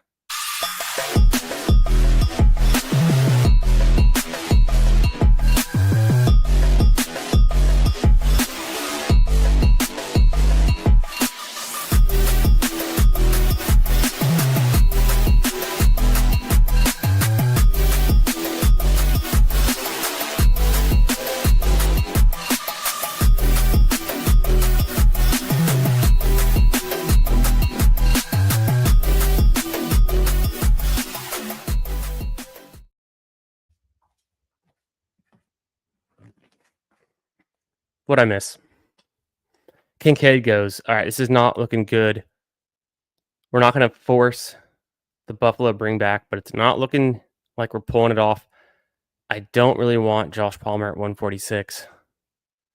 He never makes it back to 167. Maybe Ray Davis is the pick. Could he be here? Does this feel like a good range for Ray Davis? Goddard's the obvious piece to go for I haven't drafted a tight end yet. Fingers crossed that Goddard makes it back to us. I think he will. Rachaad White would be kind of nice too. He's the pass catching back. By ADP and running back, it's either I'm going to risk it because I'll either get Rachaad White or Ray Davis. I could take either one of them. I do want Goddard here as my tight end one on a on a Jalen Hurts team. What do y'all think?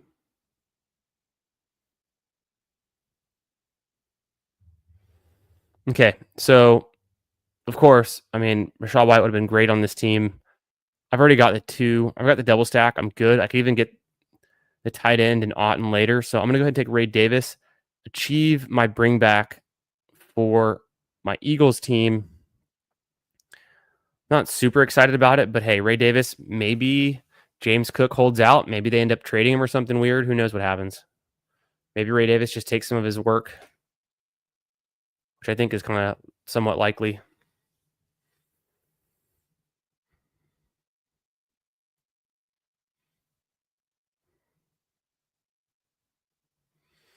Nice. Yeah. That's a really good receiver room if you got those 4.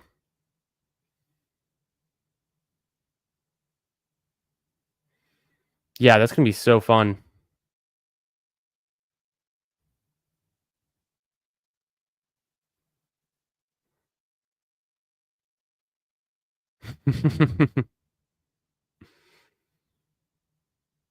This draft is going good. The double stack with Baker. Got the Eagles going now with Barkley, Goddard, Hurts. Scatebo. I like that. I haven't heard that one yet. Disbanded. Yeah, Scatebo.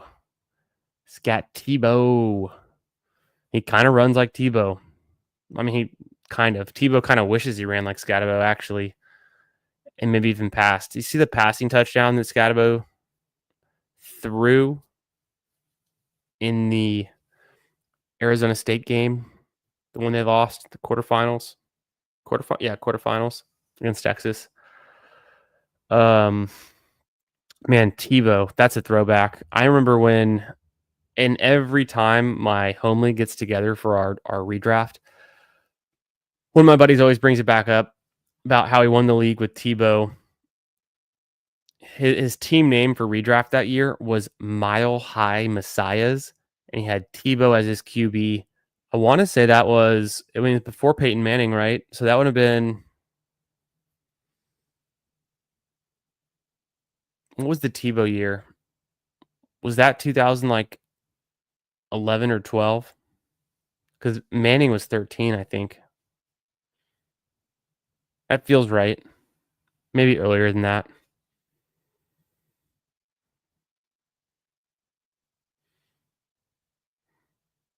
Yeah, appreciate that. I don't know. I like to push it on tight ends. Obviously, Ertz is kind of one of my late targets. He's gone. Let's see what we can get. All of these picks that were made in these last 2 rounds, I don't really like any of them, except I told you Palmer would not come back around. I like the Eckler pick. I've got a 2-4-6-1 build. I don't need to force anything. I don't need a QB though, but I'd be happy to take. I'm gonna push Otten because I already have the double stack. I don't need the triple. I do need a tight end. Frymuth is there. He's a little bit better of an ADP value right now. Otherwise, I like Thielen too.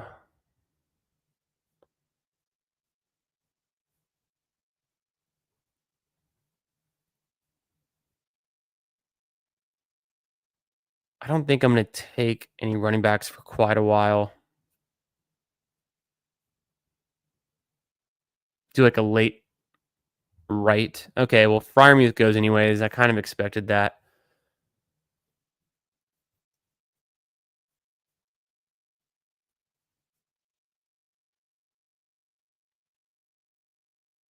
Bills, and then, yeah.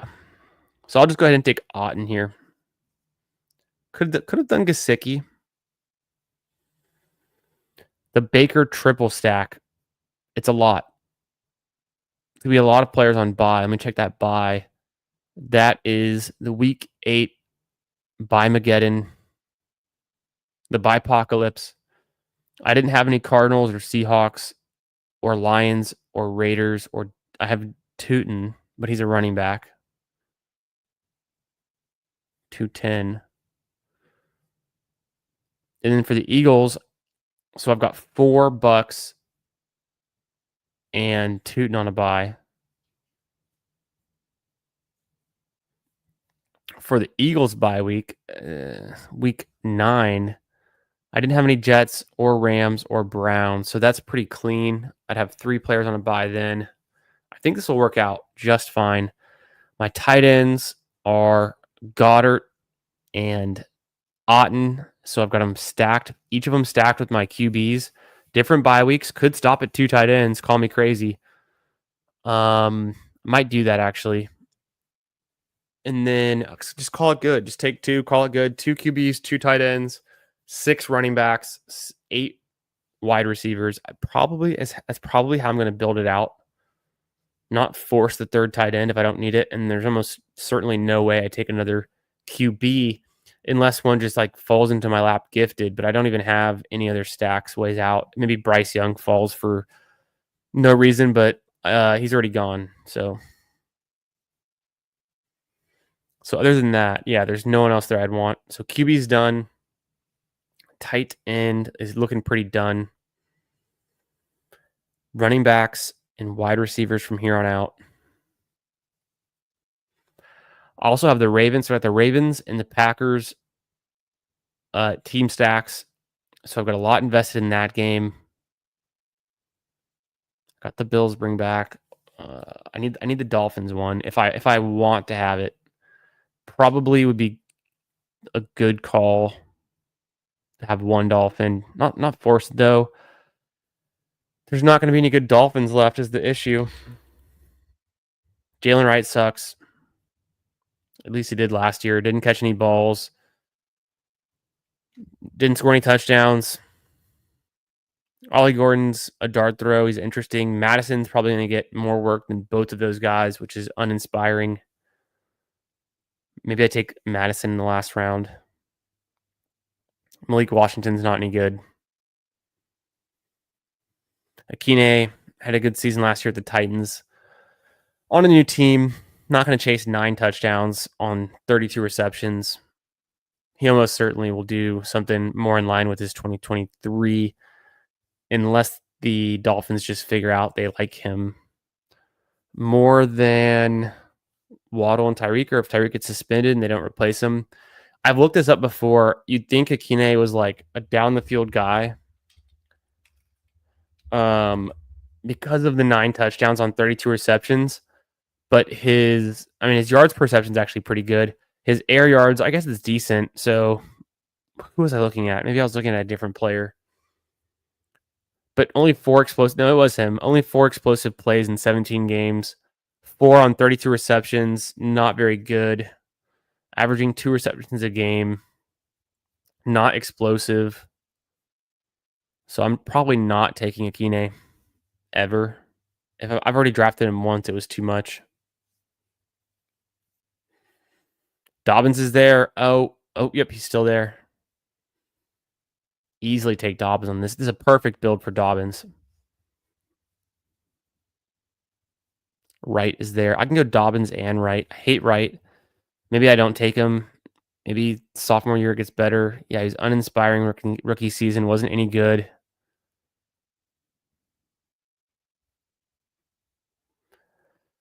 I don't know if I want Wright. He's not very good.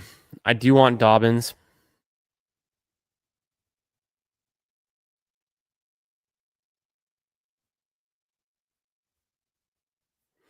What was the bye week on the Packers? It was bye week 5. That feels like it could be good to lean back into the Packers since I've already got so many of them. If there was an obvious pick.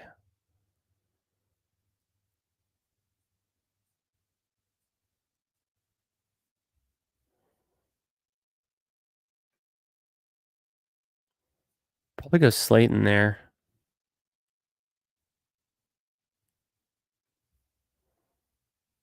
I'll just do Slayton. Be done at wide receiver.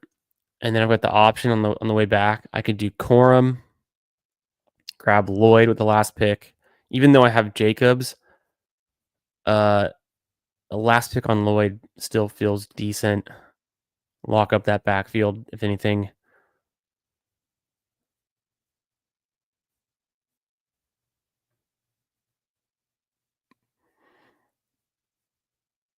Probably not taking marks on this build, but I could do Brooks easily.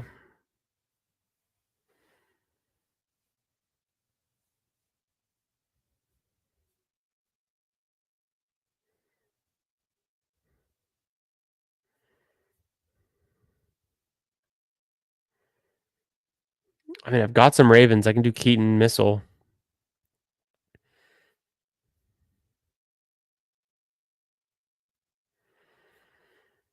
Didn't Hill already go? He's still available. Yeah, Justice Hill was gone. He's not a bad pick.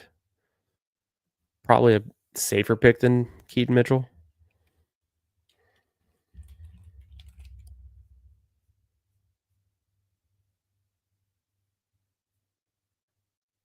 It seems ugly, but Madison could be a great pick. I mean, a few seasons ago, 2023, going into that year, he was in the top 60 picks. I think ETR had him as like a top 60 pick overall as the presumed starting running back on the Vikings, which was crazy. It didn't end up happening that way, but he got some work. That was it, right? It was 2023 because I remember it like it was yesterday. So it must have been 2023.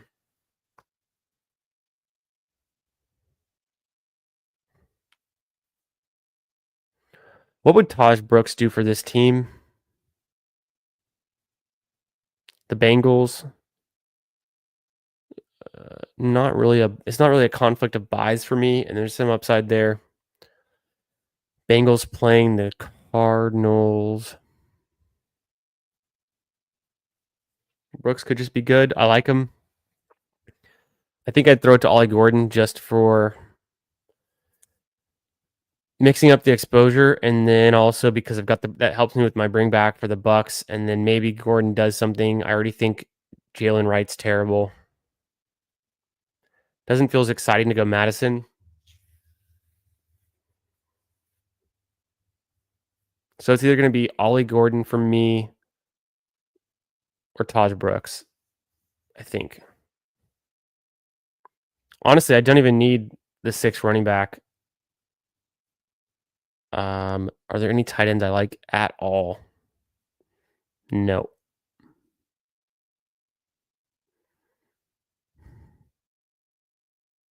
Son of a bitch. Ollie Gordon goes. Maybe it's just meant to be a Taj Brooks team. Do I need my wide receivers feel pretty good? 4, 5, 6, 7, 8. And then my bye weeks, it was only the Bucks that I had 2 of. and I don't think I have any other receivers on those weeks. So I'm not really worried about the bye week conflict.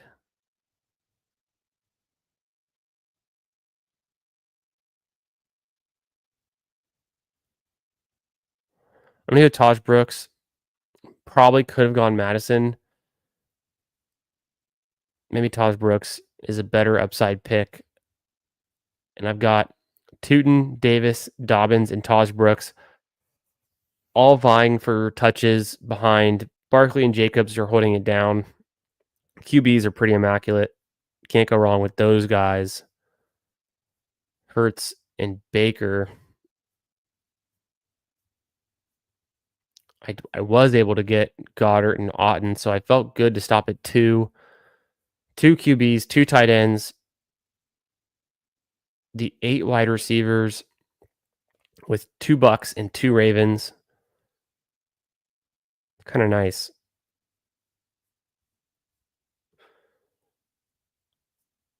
Squad plays. It's not bad. We can play with that one. Yeah, of course. Of course, the ASU connection. Yeah. Who wouldn't be? Dude was electric. If it wasn't for Ashton Genty last season, Scatabo would have been more of a national name and gotten a lot more acclaim for what he was able to do there in his final season. Yeah, Ray Davis is fine.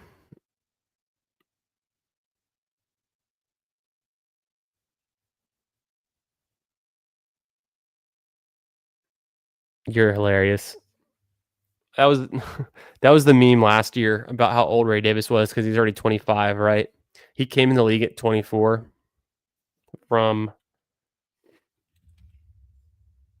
Kentucky. So he was 24 and a half, turning 25. Now he's turning 26.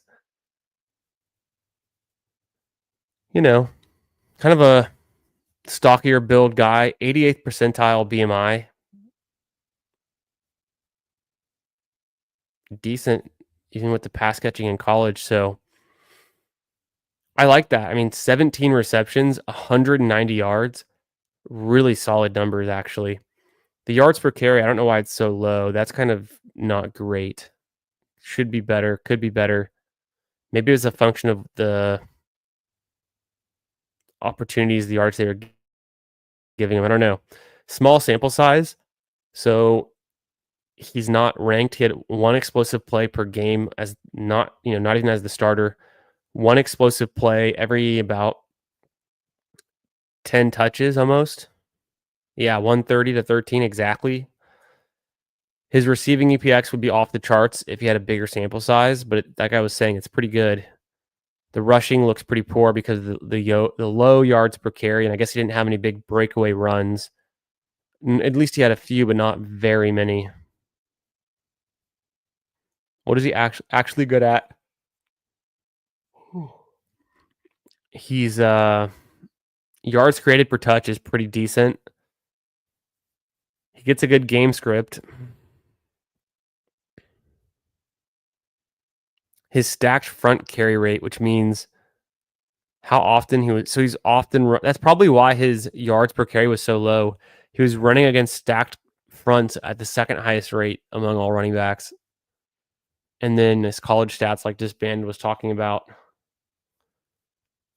Oh, it's down here somewhere. The calf strain.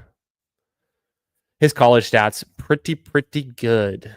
See a much better yards per carry. A shit ton of touchdowns in the last 2 seasons. Decent receiver. I mean, with the 10 YPR, nice target share, from Vandy to Kentucky, but he's in the SEC in both of these. Good competition. Ray Davis could be something if James Cook holds out, or if James Cook just his role decreases. 10th percentile BMI, just completely opposite of Ray Davis. Better yards per carry, but I bet you his stacked front number that we just looked at is a lot lower. He's actually less efficient in the passing game than Ray Davis, although he has a bigger sample size, but he's not as efficient in the passing game. Slightly more efficient in the running game.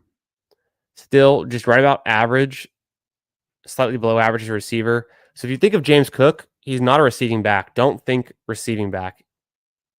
He's pretty much a speed back. And I don't know that he can carry the work like as a workhorse.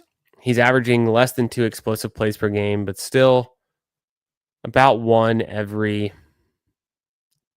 10 plus touches. What is he good at? Total touchdowns, so he's touchdown dependent. He has a decent catch rate, but who cares? Yards per route run's actually pretty good, so he's not as bad. Maybe it was underselling him as a receiver. The overall yards per touch is decent. Pretty good at breakaway runs, which makes sense as a speed back. Good for best ball points added, but that's touchdown dependent again. Stacked front carry rate was number 16 compared to, I think we saw with Ray Davis, it was number 2. So then he had the toe injury, missed a game. Played at Georgia. Always split the work with somebody else. Ray Davis could be something in 2025. He could be pretty good. He could definitely get more of those touchdowns. We saw Ray Davis had 28 touchdowns over his last 2 collegiate seasons in the SEC. So maybe I need to move Ray Davis up my ranks. Let's see where I have him ranked right now.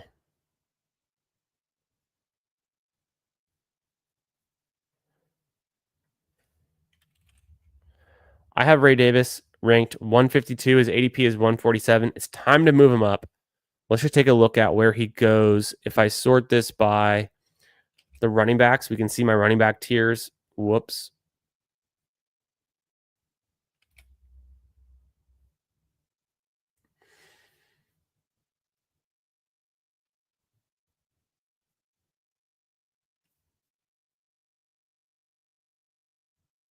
Yeah, the Mile High is.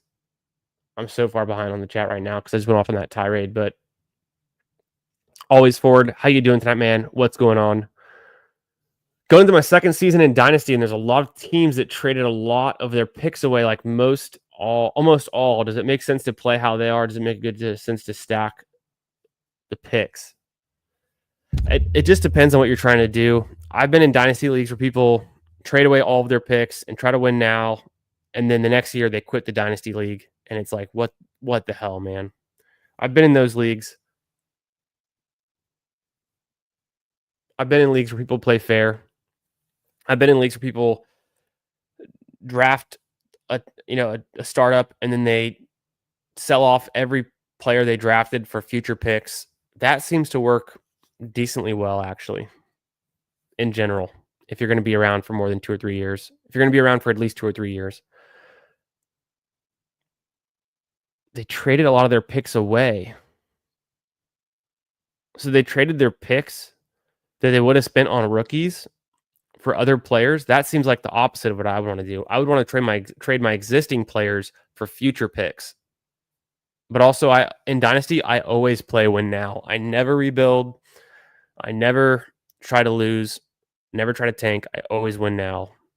But I'm not probably the best person to ask about that. You should ask my co-host Bindles, who's a Dynasty mastermind. He's in more than 50 Dynasty leagues, I'm pretty sure. And we have a show together coming up on Monday, our season premiere, first episode, BALLSY, a Best Ball and Dynasty show with Candyman and Bindles. Be there Monday night, 8:30 p.m. Central. Check it out. Subscribe to the channel. Subscribe to Bindles' channel too in the description. He was actually on earlier with Ferris and with Ron Stewart. So go check out his stream too. And anyways, we're just going on a sidebar. We just drafted Ray Davis. That's the core issue is his ADP is 147. I have him ranked 152. I could move him up a little bit. So in my pure ranks, I have a gap between Algier at 144 and then Davis at 152, which means there's a bunch of must be like QBs and a few QBs and some wide receivers in between them. I don't like Trey Benson. I could move Ray Davis ahead of Trey Benson, no doubt, and Javonte Williams. In fact, I think I'm going to do it. Next time you see my ranks, it's going to be Algier 40. No, Algier. Yeah, Algier at 40. Ray Davis at 41. I'll put Benson somewhere out here, 152 or something, 144. Maybe Javonte's 144. ETN, I'm never going to get him here, but I don't really want him. So I think it's fine. I got to move Ramondre down a little bit. I don't want him either. I'm going to switch him and Spears and maybe even White. And then that seems fair. The rest seems good. These are my tiers. These are my ranks. This is my little model that I built. If you're subscribed to the channel on YouTube and you want access to this, I share it with anyone who DMs me on Twitter or reaches out to me in another way. If you don't have Twitter, just let me know. I'll share this with you. You can make a copy for yourself. You can use it. I update the ADP at least twice a week. I'm updating my ranks every other day. Just a little fun thing. I use it. It's fun for me. It's what I like to do. And I'm going to keep building it out, improving it. I'm going to add the bye weeks. I'm going to add the week 17 matchups. Make it really visible and obvious. I mean, I already put them in there. I just got to make it feed through the cell references. So I like to use it. It's what I use. I build models for all of my best ball tournaments that I enter in general, mostly for the sport. So I build them for golf. I build them for football. Depends, what mood I'm in, how different I make them. Usually I'm just tracking ADP. This time I went a little bit further, built my team comparison tool. So if you like that kind of stuff, if you like being a freak in the sheets, as they say, in the Google Sheets, hit me up, DM me, prove that you're subscribed to me on YouTube, and I'm happy to share it with you. Otherwise, let's see what we got. So I hope that answered your question, always forward, although you asked it 21 minutes ago, and I apologize. Yeah, Dobbins for sure. You're too kind, Fantasy Dog. You're just too kind. Oh, Bindles is in here. What up? That's Bindles. Subscribe to the channel. We're going to be doing a show, a Best Ball Mania draft, and talking about our Dynasty rookie drafts that are going on Monday, 8:30 p.m. Central. Be there. I just wrapped up another Dynasty rookie draft tonight. So getting those under the belt. Yeah, no Madison in 2025. I feel that. What up, Nick Bach? Hope you're doing good this evening. And then also, guys, I'm going to go on Nick Bach's channel Friday, late shift, and we're going to be drafting, I think, some eliminators, but definitely just be drafting. So check that out too. Be there Friday. I'm so far behind. That's just how it goes. Nothing new. Sean Tucker would have been crazy. Yeah, Cook's not the biggest guy. The BMI we saw was 10th percentile. Yeah, Damian Martinez could be good.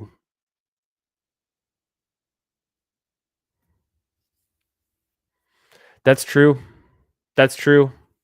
It was a bummer being bullish on Davis. I picked up Ty Johnson in some best ball dynasty leagues that I was in because of that. So Trieth is right there. But still, we just looked at Ray Davis' profile. It looks very promising. Yeah. Got to get more Ray Davis.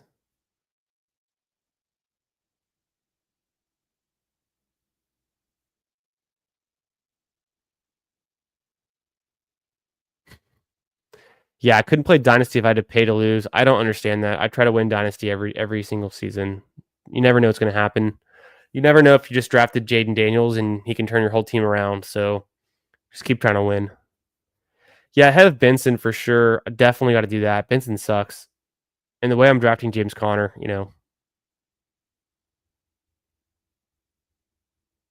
I would move Blue up a little bit too. So I'll make a note of that. No doubt. 100%.